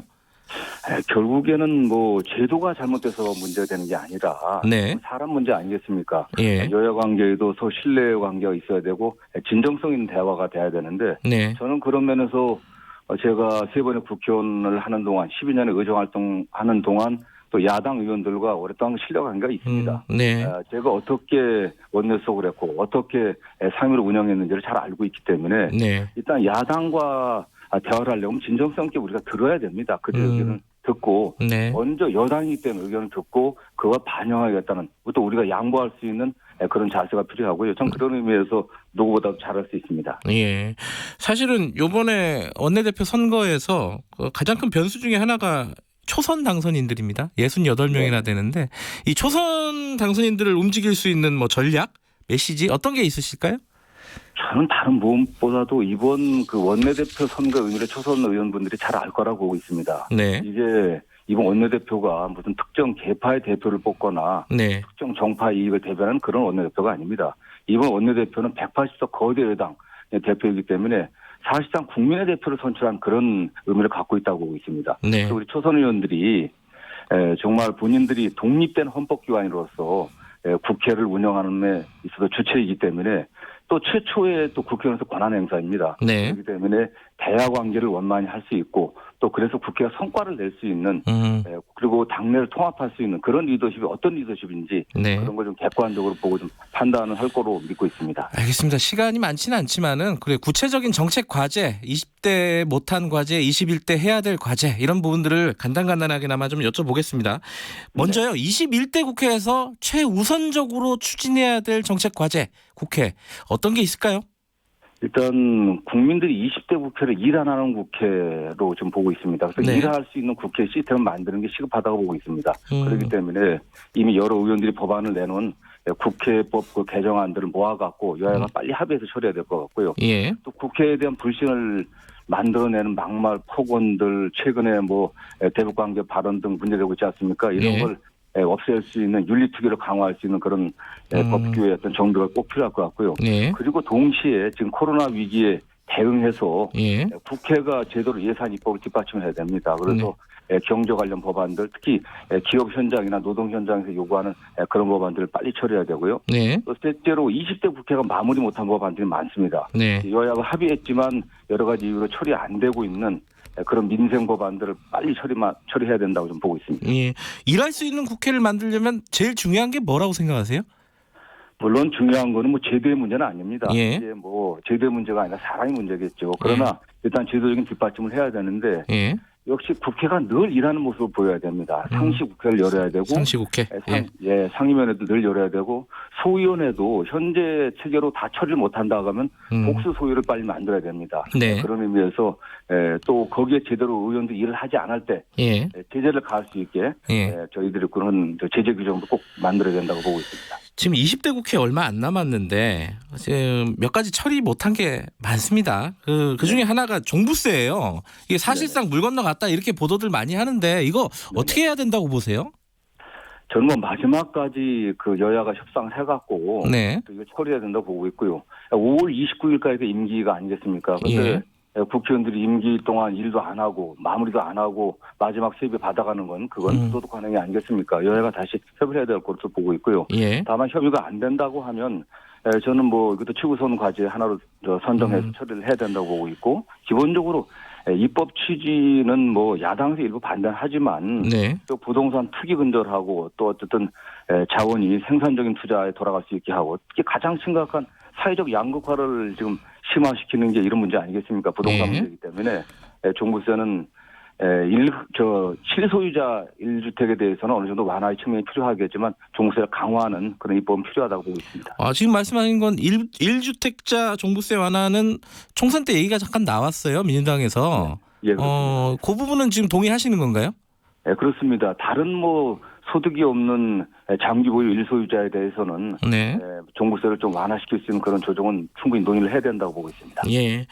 이거는 이제 지금 민주당 지도부에서 일단 지금 얘기를 꺼내지 말자는 분위기인데 개헌은 어차피 21대에서 얘기가 나올 거예요.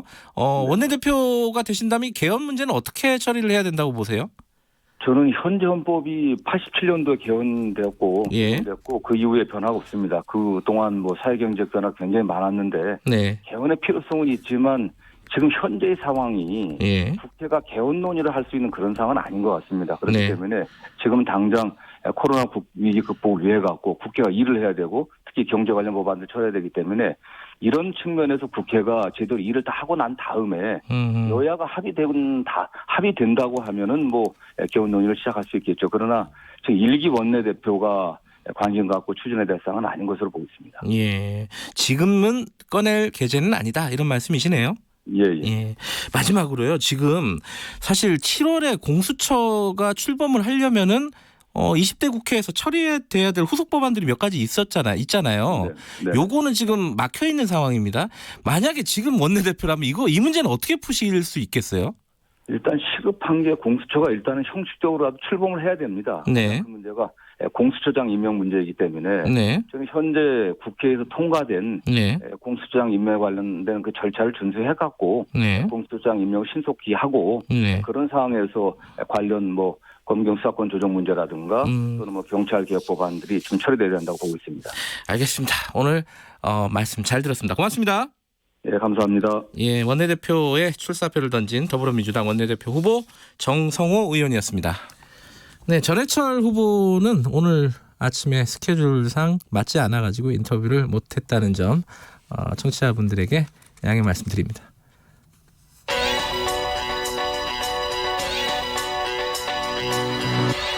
최강시사 윤태곤의 눈. 네, 윤태곤의 눈 의제와 전략그룹 더모아의 윤태곤 정치분석실장 나와 계십니다. 안녕하세요. 네, 안녕하세요. 본회의가 임기가 20대 국회 임기가 아직 남았잖아요. 그렇죠. 5월 29일까지죠. 그러니까 네. 본회의가 열린다 만다 그러는데 어떻게 되는 거예요 지금? 그 본회의가 열릴 네. 건 같아요. 그래요? 열릴 건 같은데 근데 이제 8일 국회 본회의를 하느냐 마느냐가 지금 8일? 문제인데 예. 8일이면 무슨 내일 모레네요? 그렇죠. 예. 이건 뭐 좀 민생 법안 흔히 뭐 그것 때문은 아니고 개헌안 때문이에요. 개헌안. 개헌안 때문이다. 그렇죠. 예. 이게 무슨 개헌안이에요? 특히 그러니까 이게 지난 3월 달에 발의가 된 건데 좀 약간 이해하기 어려운 대목들이 많아요. 3월이면은 총선 한참 직전이지 않습니까? 그러네요. 그때 왜 발의를 했을까? 그리고 이 발의돼가지고 이게 처리하는 시점이 60일이기 때문에 5월 8일이 마지노선이거든요. 예. 그래야 이걸 이제 그 8일날 본회의를 해야 된다. 그래서 이제 8일이냐 아니냐 이게 말이 많군요. 그렇죠. 예. 이 국민 발안제 개헌안을 제가 이제 요약해서 말씀드리자면은 일반 국민들도 100만 명 이상 뜻을 모으면 개헌안을 발의할 수 있도록 하자. 근데 이 자체가 개헌안이에요. 법률안이 아니라. 이건 법이 아니라 헌법이에요? 네. 그러면 그렇구나. 이게 통과되려면은 국회 재적 3분의 2, 지금 194명입니다. 네. 동의에다가 국민투표도 해야 돼요. 이게 될 가능성은 없는 거죠. 0%. 네. 이 개헌안에 대해서 국회나 정치권에서 열띤 토론을 벌인 거 보신 적 있습니까? 저는 최근에 며칠 사이에 뉴스 나온 것만 잠깐 봤어요. 뭐 처리할 거냐 말 거냐고. 그리고 이 방송에서도 이게 뭐 옳냐 그러냐에 대해서 토론한 한 번도 적 다뤄본 적이 없죠. 없습니다. 딴 데도 없을 거예요. 네. 그러니까 따지자면 이게 직접 민주주의 강화하자 이런 기제인데 이 자체가 되게 논쟁적입니다. 예. 근데 이게 아까 제가 말씀드린 대로 3월 6일 날 발의가 되는데 왜 하지 싶었거든요. 이 발의는 여당에서 한 건가요? 여당이 중심이 되고 야당 의원 일부도 동의를 했죠. 그렇군요. 148명 이렇게 된 건데 되지도 않을 거 왜 했을까? 안 된다고 하더라도 막 토론을 벌이고 하면은 의미가 있는데 그렇지도 않아요. 그러네요. 그리고 이제 총선 끝나고 나서 민주당 이인영 원내대표가 이게 되고 안 되고를 떠나서 일단 처리를 하는 게 헌법 절차다 이렇게 드라이브를 좀 걸다가 이제 이걸로부터 시작해가지고 개헌론이 막 나오니까 앞에 이제 김태년 의원도 좀 조심스럽게 말씀하시던데 이해찬 대표나 청와대 등에서 브레이크를 걸었지 않습니까? 지금 이제 개헌 뭐 이런 이야기 할 때가 아니다. 그 이후에 이제 이인영 원내대표도 잠잠한 거죠. 이제 왜 이게 발의가 됐느냐 이게 궁금한 부분이기도 하고. 근데 이제 국회의장 같은 경우는 직권상정 얘기도 나오고 있어요. 오늘 아침에 이제 신문에 이제 인터뷰 하신 걸 보니까 거의 뭐 퇴임 앞둔 인터뷰, 그렇죠. 정면 인터뷰던데. 이게 뭐 옳고 그르고를 떠나가지고 헌법적 절차기 때문에 처리를 해야 된다. 뭐 안 되면 안 되는 대로 처리를 한다라고 하는데 근데 이게 안 되는 게요. 불성립도 안 되는 겁니다. 꼭 투표를 해가지고 뭐 반대한다가 아니라 이건 의미가 없다라고 해가지고 안 나가도 그건 뭐 처리죠. 그게 안 모이는 것도 일종의 처리다. 예. 지금 야당은 이제 안 나간다고 여당에서도 이게 뭐 굳이 해야 되나 모여야 되나 이런 분위기인 건데 그럼 왜 했냐? 그게 남았어요. 뭐 이런 해석들이 있어요. 20대 국회에서 개헌이 어렵다는 것을 알면서도 이걸 꺼내는 것은 21대 국회 추진할 명분을 다지기 위한 포석이다. 이런 건데 제 생각에는 이걸 그러면은 5월 8일 날 국회의원들이 모여가지고 안타깝지만 안 됐습니다라고 하면 21대 국회에서 개헌이 잘 될 것이냐? 저는 사실 그것도 잘 모르겠거든요. 어렵네요 이건. 예. 왜 그러니까 그 가능성도 없는데 어찌됐든 그럼 이제 우리는 이제 시야는 21대를 향해서 있는 거죠. 21대 개헌이 가능할까? 아까 말씀하신 대로. 그럼 기계적으로만 보면은 여당 의원이 이제 금 180석에 육박하고 뭐 범여라고 하면 이제 열린민주당까지 하면은 이제 180석에 육박을 하고 이제 정의당 등 합치면은 한 190 정도니까 개헌선에 거의 근접하죠. 근데 이제 꼭 그러라는 법은 없지만 여야 합의 개헌이 가능할까? 잘 모르겠어요. 계속 말씀드린 건데 왜냐하면은 자. 개헌 자체가 목적이 아닙니다. 어떤 개헌을 하느냐가 목적이잖아요. 그럼 사회적 공감대가 돼 있느냐. 자, 지난 19대 국회나 20대 국회 초반만 해도 국회 내에서 개헌 논의가 뜨거웠습니다. 의원들 조사해보면 개헌론자들이 압도적이었어요. 근데 이게 맹점이 있는 게요. 방향이 다른 사람이 많아요. 예컨대 대통령 연임제 개헌론자하고 내각제 개헌론자가 같은 개헌론자다. 이건 말하자면 흡수 통일하고 뭐 평화 합의 통일도 같은 통일이다. 이 말이랑 똑같은 거거든요. 그러니까 심하게 말하면 조금 눈속임이에요. 그러니까 개헌론자가 굉장히 많은 것처럼 보이지만은 생각은 다 제각각이라는 거죠. 어차피 합의는 쉽지 않다 이런 그러니까 거네요. 뭐 회사에서 예를 들어서 우리가 이제 임금 구조 조정을 해야 된다는데 뭐 사측은 임금을 깎자고 그다음에 이제 직원들은 임금 올리자인데 그럼 우리가 다 같이 임금 구조 조정에 합의한 겁니다. 라고 말할 수 있겠냐는 거죠. 그 되게 정확한 비유시네. 근데 어쨌든 지금 말씀하신 건 20대 초반에 조사를 한 거고 지금 21대는 어떨까요? 그것도 비슷합니다. 이대로는 안 된다라는 이야기는 되게 많아요. 근데 이대로는 안 된다 해서 왼쪽으로 가자랑 오른쪽으로 가자가 다르죠. 이용선 민주당 이제 양천을 당선자 현 정부에서 청와대 시민사회에 소속도 지냈는데 한참 전에 언론 인터뷰에서 이런 말 했습니다. 토지 공개념 빠르게 정착시켜서 부동산이나 투기 개발 문제 해결해야 된다. 21대 국회에서 개헌하자. 그럼 이게 토지 공개념으로 개헌하자는 거죠.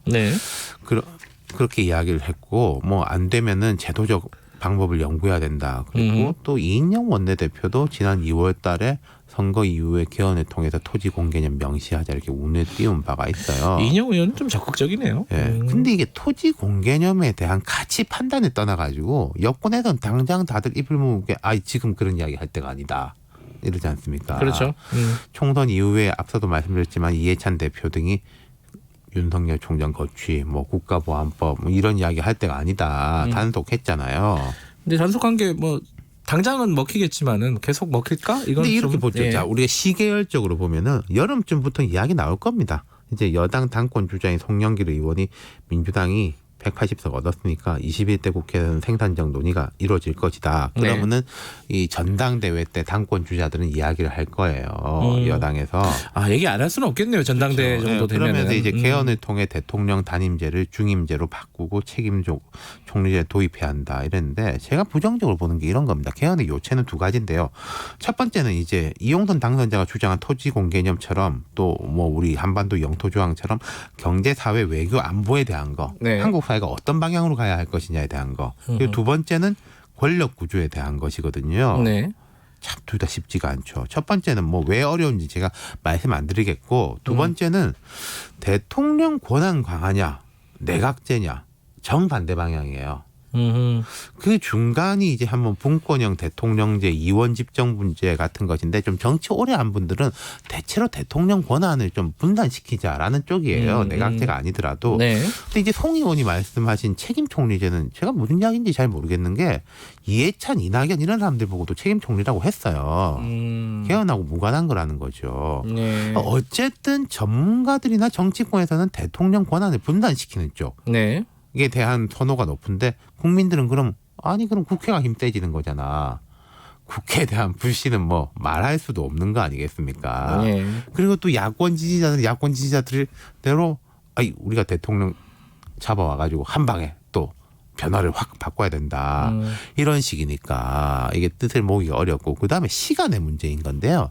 지금은 때가 아니다. 근데 그러면서 제가 여름이면 이야기 나올 거라고 말씀드렸지 않습니까? 근데 여름에서 올 겨울 정도까지 요 몇 개월 내에 가닥을 못 잡으면은 내년이다. 내년은 뭐냐? 새 대통령 후보들이 물 위로 떠오른다. 그때는 개헌이 어려워요. 대통령 되겠다는 사람들이 많고 그 사람들이 지지하는 쪽으로 간다면은. 근데 대통령 선거 국면으로 가면 결국 대선 후보들한테 또 묻는 형국으로 가는 거잖아요. 지난번에 그랬습니다. 예, 그랬죠. 내가 되면은 예. 그때 이제 개헌 논의해가지고 한다. 다음 대선 끝나고 한번 보자. 이번 대선에는 뭐. 근데 문재인 대통령도 취임하고 나서 드라이브를 걸었는데 안 됐잖아요, 네, 사실은. 그렇죠. 예. 자, 개헌 어렵네요, 이거는. 현실적으로 그러니까 봐도. 모든 에너지들이요. 뭘 못하게 하긴 쉬운데 하게 하기는 되게 어렵고 개헌이란 건 특히 그렇다. 국회의원 3분의 2 국민 절반이 뜻을 모으는 한 방향. 아니, 과거에 대통령 직선제 개헌이 가능했던 거는 심플하고 거기로 뜻이 모아지는 건데 지금 한국 사회가 과연 그러한가. 첫 번째는 개헌 자체 안 자체가 중요한 것보다 우리 사회가 어느 쪽으로 할 것이냐에 대한 뜻을 모으면 개헌은 수단적인 거라는 거죠. 알겠습니다. 여기까지 듣겠습니다. 고맙습니다. 감사합니다. 윤태곤의 눈이었습니다. 2부 여기까지고요. 잠시 후 3부에서 뵙겠습니다. 일부 지역국에서는 해당 지역 방송 보내드립니다.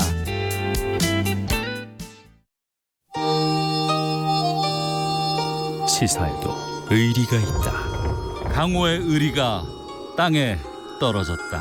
소신으로 승부한다. 월요일부터 금요일까지 평일 낮 12시 20분 대한민국 유일의 점심시사 토크쇼 시사계의 주윤발 오태훈의 시사본부. 점심까지만 기다린다.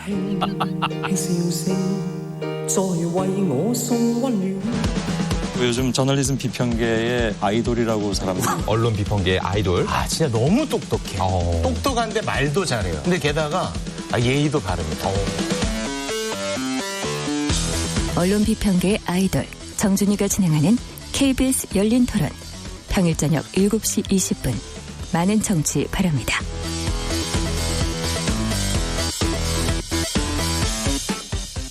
지금 시각은 8시 30분입니다. KBS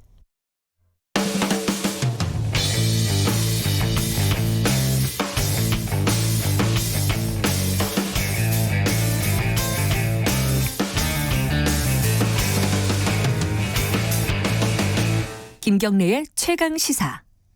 네, 김경래의 최강 시사 3부 시작하겠습니다.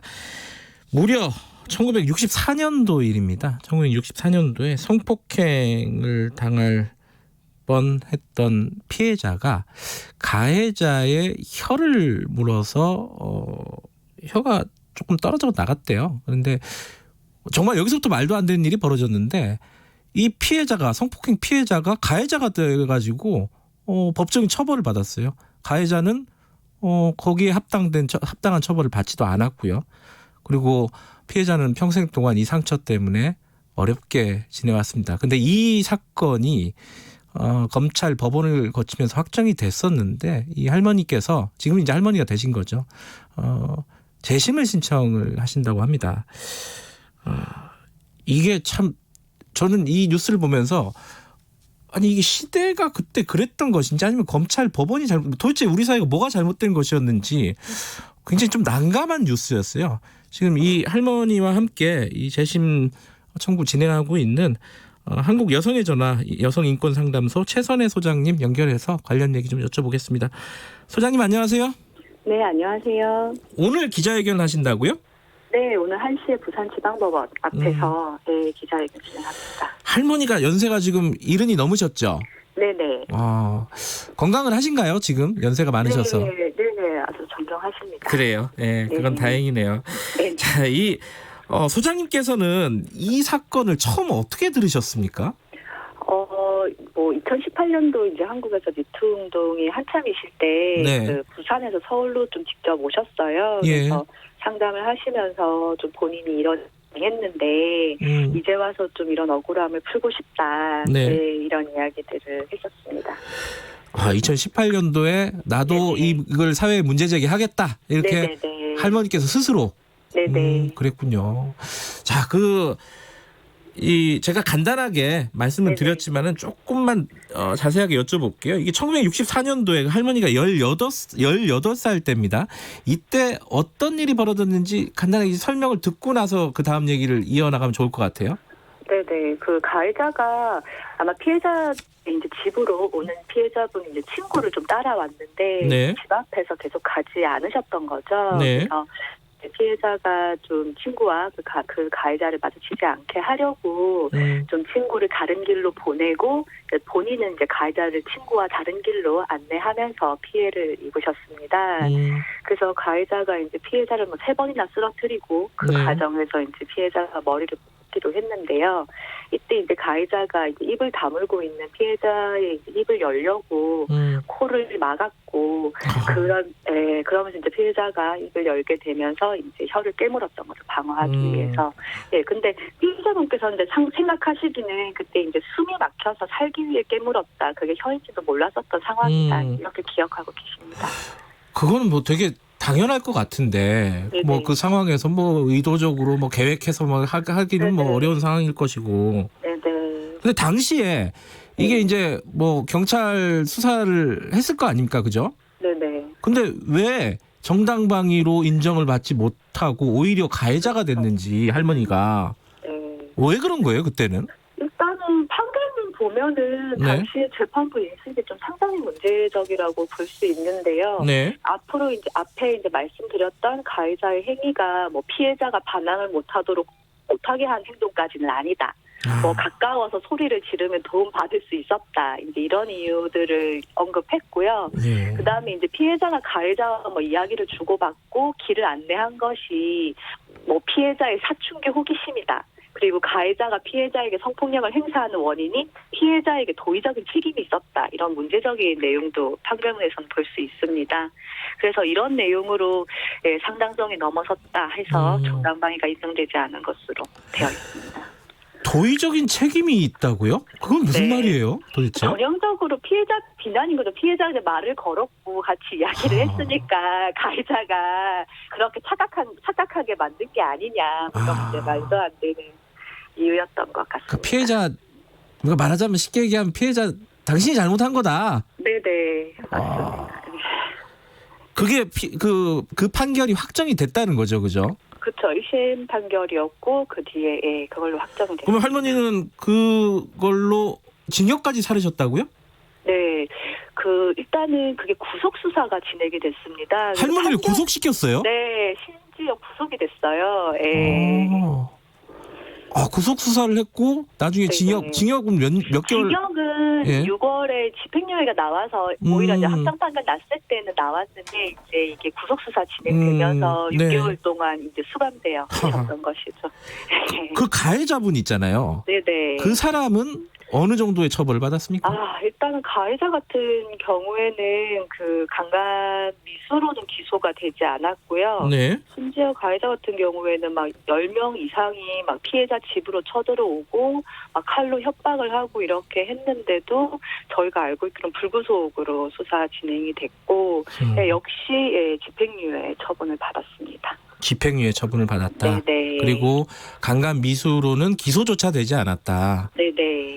그거는 좀 전 이해가 안 되는 게 아무리 몇십 년 지난 때라고 해도 과거라고 해도 기소는 해야 되는 거 아닌가요? 그 당시 법으로 따져봐도. 네. 근데 어쨌든 이런 좀 성폭력에 대한 일단 인식 자체가 아까도 뭐 재판부에 보여진 그런 인식들을 봤을 때 되게 낮았다고 생각이 들고 일단 피해자분도 이제 뭐 검찰 수사 과정에서 뭐 결혼하면 쉽게 해결될 문제 아니냐 이런 이야기들을 들으셨다고 하셨어요. 그 성폭행범과 가해자와 결혼해라 차라리. 네네네. 아니 이게 무슨 조선시대도 아니고 조선시대도 안 그랬을 것 같네요. 이거는. 그러게요. 맞습니다.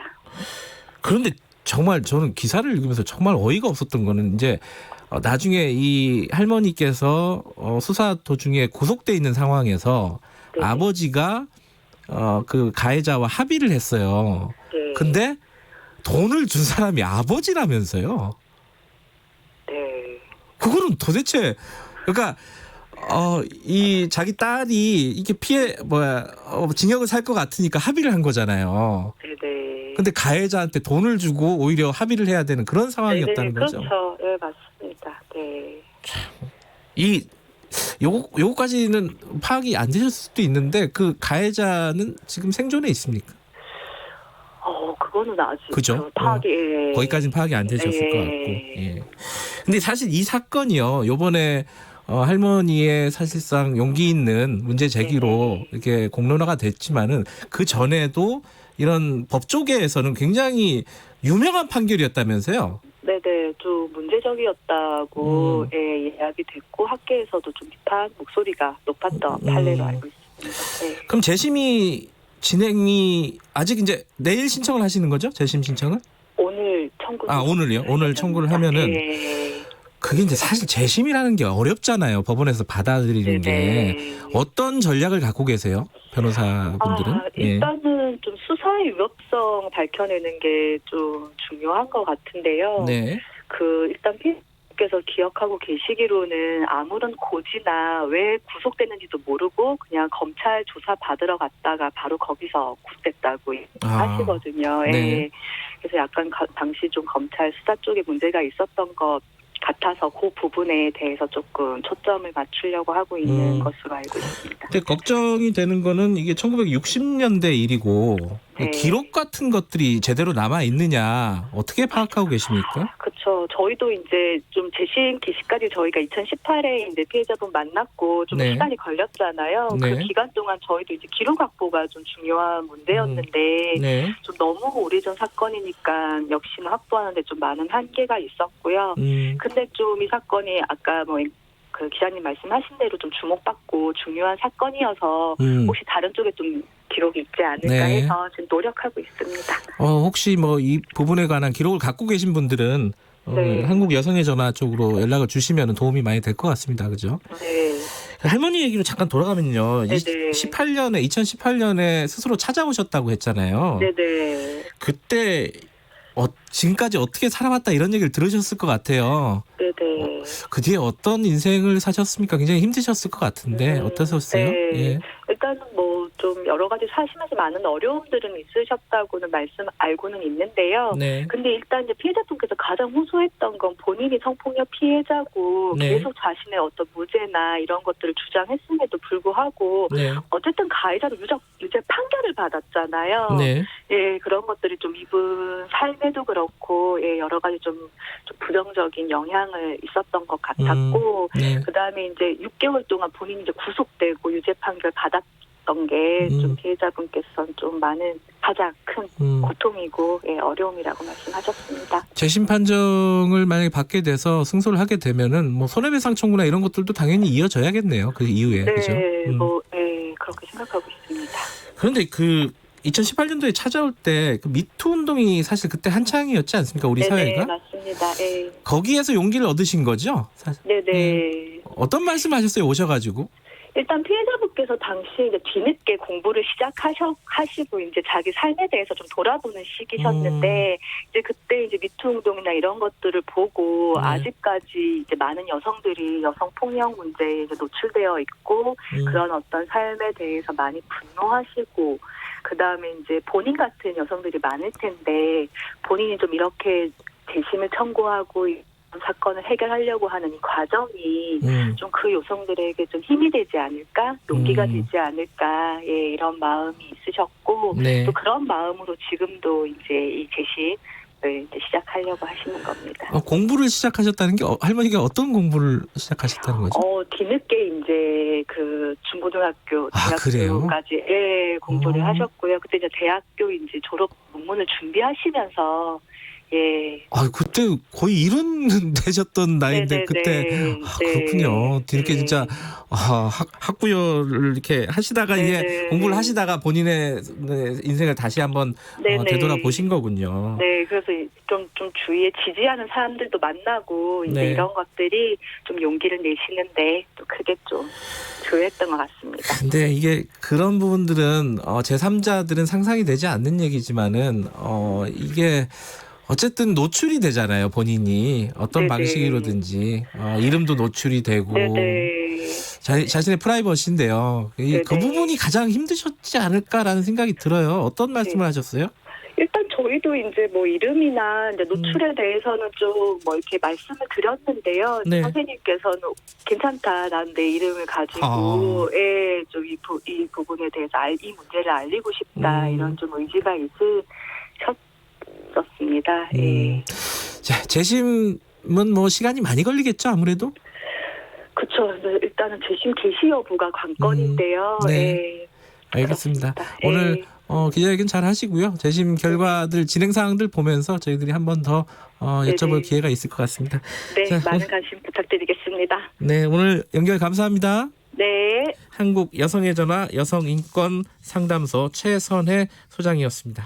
KBS 1라디오 김경래의 최강시사 듣고 계신 지금 시각은 8시 43분입니다.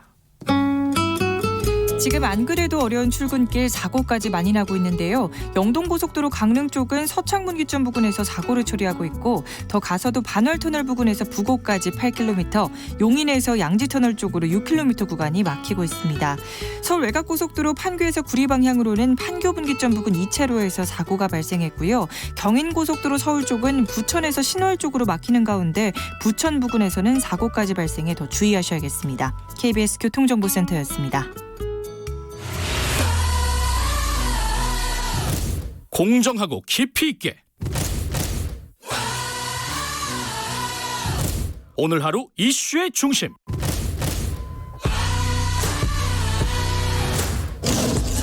김경래의 최강 시사. 네, 사회적 거리두기가 오늘부로 종료되고 이렇게 표현을 해도 될까요? 생활 속 거리두기로 대응 체제가 바뀌게 됩니다. 굉장히 조심스러운 부분이에요. 이게 사회적 거리두기가 종료된다. 제가 이렇게 말씀드리면서도 이게 좀 머뭇머뭇하게 되네요. 자, 앞으로 그럼 방역 당국의 방침이 무엇이고 우리가 유심히 조심해야 될 부분, 유심히 지켜봐야 될 부분이 어떤 부분인지 가천대 길병원 감염내과 엄중식 교수님과 얘기 잠깐 나눠볼게요. 교수님 안녕하세요. 예, 안녕하십니까. 생활 속 거리두기로 바꾸는 건데 뭐 생활 방역 이런 표현도 쓰고요. 이게 조금 빠르다, 이르다라고 얘기하는 쪽도 있는 것 같습니다. 교수님이 보시기에는 어떠세요? 네, 사실은 우리나라가 확실히 최근에 확진자 발생 추이를 보면은 네. 굉장히 안정적인 건 사실입니다. 네. 그렇기 때문에 이제 생활 방역으로 넘어가야 되는데 네. 넘어간다고 이제 결정이 됐는데, 네. 근데 이제 문제는 실제로 확진자 중에 이 전파 경로가 정확하지 않은 확진자들이 네. 다수 아직 남아 있다라는 것이 지역사회 어디선가 우리가 감지하지 못하고 있는 감염원, 네. 감염 집단이나 어떤 환경적인 그런 요인 같은 것들이 네. 확인되지 않은 것들이 있지 않느냐라는 전문가들의 지적이 있고, 네. 그런 것 때문에 우리가 이렇게 생활방역으로 넘어갔을 때 다시 큰 규모의 재유행을 맞이할 수 있다라는 그런 고민이 있는 상황이라고 보겠습니다.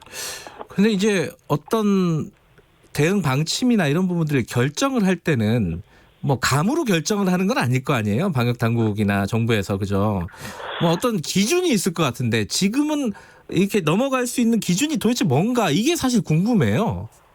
예, 사실은 이제 몇 가지 이미 우리한테 잘 알려져 있는 질환들은 네. 어떤 유행에 대한 기준이 있습니다. 예를 네. 들면은 뭐 우리 인플루엔자 매년 유행하고 있는데 독감 유행에는 1000명당 몇 명의 환자가 발생하는지에 따라서 네. 유행주의보를 내리고 또 유행주의보를 걷어들입니다. 네. 그러니까 작년 올해 시즌에는 1000명당 5.8명 이상이 인플루엔자 환자가 외래를 방문하면은 네. 유행주의보를 내리고, 또 이제 그게 5.8명 이하로 내려가니까 유행주의보를 걷어들인 바가 있거든요. 예. 그런데 코로나19는 완전히 새로운 감염병이기 때문에 네. 우리가 어떤 숫자로서 이 위기 단계를 내린다든지 아니면 강화된 사회적 거리두기에서 생활 방향으로 넘어간다든지, 네. 이걸 결정할 수 있는 부분이 별로 없습니다. 근거가 없습니다. 예. 그리고 더더군다나 이게 코로나19 국내 유행도 그렇고 다른 해외 유행에도 보면은 네. 아주 적은 수의 환자들이 네. 상당히 짧은 기간 동안에 굉장히 많은 사람들을 감염시키고, 그 상황에서 아주 대규모 유행이 일어난 사례들을 보고 있기 때문에 네. 상당히 이런 결정하기가 어렵고 근거가 별로 없다. 그런 상황입니다. 그 근거를 만들면서 나가야 되는, 그러니까 길을 만들면서 나가야 되는 건데, 그죠? 방역당국에서도 그렇게 얘기했잖아요. 한 번도 가지 않은 길이다. 근데 갈 수밖에 없는 길이다. 그 부분이 좀 난감한 부분인 것 같아요. 왜냐하면 자칫 잘못하면은 뭐 이재학 교수님 인터뷰 같은 경우에 제가 좀 그런 뉘앙스가 있었는데, 이 방역 그 전문가들 질본 쪽에서는 아직은 위험하다라고 얘기를 하는데 정부에서는 경제적인 상황이나 이런 것 때문에 풀려고 하는 이런 갈등 관계로 비춰질 가능성이 있단 말이죠. 그러니까 이 부분을 어떻게 국민들은 봐야 되는지 좀 말씀 좀 해주세요. 네, 뭐 지금 말씀하신 것처럼 사실은 그 코로나19의 그 전 세계적인 유행 상황에서 네. 현재 우리나라 상황 정도로 안정이 된 나라가 거의 없습니다. 아하, 그러다 보니까 저희가 새로운 기준을 계속 만들어가고 있고 네. 또 새로운 방역 체계를 계속해서 전 세계에 보여주고 있는 형태가 되고 있습니다. 네. 이게 진짜로 우리가 성공적인 방역이었는지 네. 또 우리가 하고 있는 것이 제대로 결정을 하고 있는지는 결국 이 대유행이 완전히 끝난 다음에 그 다음에 이제 우리가 판단할 수 있다고 생각을 하고 있고요. 네. 이제 그런 가운데서 정부가 어떤 결정을 할 때는 네. 굉장히 여러 분야의 사람 전문가들이 참여를 하고 네. 그 참여된 그 전문가들이 네. 다양한 의견을 내놓습니다. 그래서 다양한 의견을 내놓는 가운데서 가장 최선이라고 생각하는 것을 정부는 결정을 하고 있는 거고요. 네. 그러니까 이게 그 전문가들마다 바라보는 시각이 좀 차이가 있고 네. 또 생각의 차이가 있기 때문에 네. 분석의 차이가 있기 때문에 그런 어떤 갈등이 생길 수도 있습니다. 그런데 저는 이런 갈등이나 어떤 논쟁이 굉장히 우리가 앞으로 올바른 결정을 하는 데 있어서 굉장히 바람직하다고 생각합니다. 오히려 이런 다양한 생각 없이 네. 한 가지 방향으로만 의견이 나온다든지 네. 아니면 다양한 의견이 반영이 되지 않거나 무시되는 그런 상황이 되면은 네. 오히려 큰 그 함정에 빠질 수가 있거든요. 그러니까 여러 가지 생각을 할 수 있는 다양한 의견이 나오는 거는 네. 저는 어쩌면 당연하기도 하고 네. 굉장히 바람직하다. 그런데 실제로 이제 그런 과정에서 조금 더 우리가 이 코로나19의 지금까지 전파 양상을 보면 네. 조금 더 신중하고 조금 더 두드려보면서 돌다리 두드려보는 것처럼 안전하게 가는 것이 더 좋다라고 감염 전문가들은 생각을 하고 있는 것입니다. 네. 그 지금 말씀드렸듯이 사회적 거리두기가 종료가 되고 생활 속 거리두기로 전환이 됐고요. 그리고 각 학교의 개학 일정이 잡혔습니다. 6월 초면은 이제 전체 학생들이 등교를 하게 되는 상황인데 지금 우리 그 체계가 지금 심각 단계잖아요. 네. 요 부분을 낮추는 부분, 요건 또 다른 문제인데 요거는 어떻게 생각하십니까? 시기적으로나 지금 상황을 보실 때? 뭐 심각 단계의 정의 자체가 네. 그 우리나라에서의 지역사회 유행이 광범위하게 네. 여러 지역에서 나타난다라는 것, 그 상황을 심각 단계로 정의를 하고 있습니다. 네. 근데 지금은 그 확진자들이 아직 퇴원을 안 한 분들이 많이 남아 있긴 하지만 네. 새로운 확진자들은 감염 경로가 불분명한 사람들이 일부 있지만 굉장히 숫자가 줄어든 상황이거든요. 네. 이제 요 상황에 대해서 이제 경계 단계를 좀 낮춰보자라는 제안이 있고 그 부분에 대해서도 전문가들이 계속 그 의논을 하고 있는 상황이 되겠습니다. 사실은 심각 단계에서 개학을 한다든지 네. 심각 단계에서 생활 방역으로 넘어간다는 것 자체가 약간 개념이나 의미가 그러니까요. 좀 예. 맞지 않는 부분이 있기 때문이죠. 이건 지금 아직 논의 중이네요, 정부에서도. 그죠? 네, 그렇지만 아마 곧 결정을 하지 않을까 생각을 하고 있습니다. 지금 또 하나 이제 걱정되는 부분이 이제 2차 유행, 2차 대유행에 대해서는 방역당국도 계속 경고를 하고 있습니다. 근데 그런 상황이 오게 된다면은 우리 의료 체계가, 우리 의료 시스템이 감당할 수 있을지. 왜냐하면 대구 상황을 그때 우리가 경험을 했을 때는 의료적인 어떤 우리 능력치를 넘어갔던 걸 우리가 경험을 했잖아요. 근데 이제 지금 준비를 해서 그런 만약에 사태가 왔을 때 가능한 상황으로 만들고 있는 건지 준비가 아니면은 그냥 조금 나태해진 건 아닌지 이 부분이 걱정입니다. 이거 어떻게 보세요? 네, 뭐 지자체별로 또 그리고 중앙 정부가 네. 지금 뭐 여러 가지 아이디어를 짜내고 있고 네. 또 아주 대량 환자가 발생하는 대규모 유행 상황에 대해서 네. 여러 가지 준비들을 하고 있습니다. 네. 그렇긴 하지만 예를 들어서 이 대구 경북 지역보다 더 인구 밀도가 높고 네. 또 환자가 더 많이 발생할 수 있는 지역, 예를 들면 수도권 같은 데서 뉴욕이나 아니면 이태리, 스페인과 같은 그런 대규모 유행이 발생한다면 네. 사실 그거는 우리가 아무리 준비를 잘해도 정상적인 의료 체계를 유지하기 어려운, 감당하기 어려운 수준이 될 가능성이 굉장히 높습니다. 네. 그러니까 결국은 그런 유행이 그렇게까지 가기 전에 차단하는 것이 가장 바람직하고요. 네. 그래서 지금 상황도 그런 상황이 발생했을 때 대비하는 그런 체계도 준비하고 있지만 네. 그런 상황으로 가기 전 단계에서 우리가 그 고리를 끊을 수 있는 전략에 네. 조금 더 집중을 하는 것이 더 바람직하지 않나 생각을 하고 있습니다. 지금 대구 이제 종교 집단에서 굉장한 대유행이 한 번 있었고 요양병원이라든가 콜센터라든가 이런 부분에서 저희들이 한 번씩 경험을 했잖아요. 앞으로 좀 유심히 봐야 될 곳, 가장 좀 집중적으로 관찰하고 대비해야 될 곳은 어떤 부분이 있을까 좀 예측이 가능할까요? 지금 아까 말씀드렸던 그 감염 경로가 불분명한 환자들의 상당수가 사실 아직 대구 지역에서 발생을 하고 있습니다. 그러니까 우리가 얼마 전에 이제 큰 산불도 경험을 했지만, 네. 주부를 진화를 했지만 잔불이 남아 있는지를 계속 봐야 되는데, 네. 대구 지역에서 그런 잔불의 효과를 낼 수 있는 그런 지역이나 네. 집단이 있는지를 계속해서 좀 감시를 철저히 해야 될 것 같고요. 네. 그 다음에는 우리가 이번에 유행에서 소규모 유행 네. 사례들을 보면 대부분 클러스터라는 형태로 발생을 하고 있어서 네. 좁은 지역에서 많은 사람들이 밀접하게 접촉해서 장시간 근무하는 그런 환경에서는 감염이 일어나면 굉장히 위험한 상황이 되고 있거든요. 네. 그래서 이제 그런 데를 다 찾아내는 그런 작업을 해야 되는데 역시 네. 가장 지금 이제 앞으로 문제가 될 곳은 학교입니다. 계약을 하게 되면 학교가 문제가 되고요. 그 다음은 종교시설, 그리고 여러 가지 요양시설이나 이 밀집된 환경에서의 작업 환경을 갖고 있는 직장들은 다 위험성이 있다고 볼 수밖에 없는 상황입니다. 네.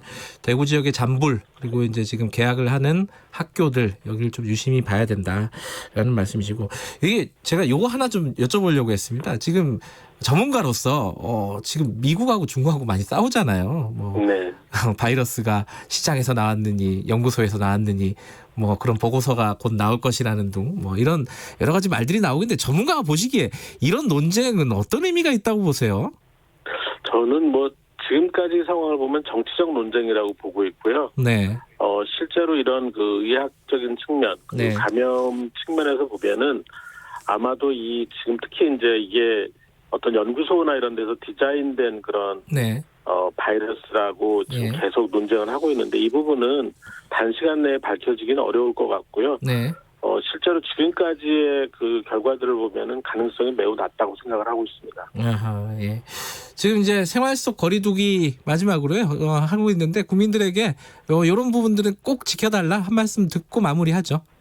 네, 지난 2달 이상 굉장히 어려운 시간을 슬기롭게 넘겨주신 우리 국민들의 높은 시민의식이 지금 이 상황을 만들었습니다. 그런데 이 코로나19는 조금만 빈틈을 보여도 또다시 우리에게 큰 피해를 줄 수 있는 것이기 때문에 생활방역으로 넘어간다고 하더라도 개인위생을 지키는 그런 방법들을 계속해서 숙지하시고 지켜주셨으면 좋겠고 또 이 유행의 흐름을 좀 잘 주시해 주셨으면 감사하겠습니다. 알겠습니다. 오늘 말씀 감사합니다. 감사합니다. 가천대 길병원 감염내과 엄중식 교수님이었습니다. 조그만한 빈틈도 보이면 안 된다라는 말씀이십니다. 다들 마지막까지 조금만 더 참고 버텨보죠. 여기까지 하겠습니다. 5월 6일 수요일 김경래 최강시사 여기까지고요. 저는 뉴스타파 기자 김경래였고요. 내일 아침 7시 20분 다시 돌아오겠습니다.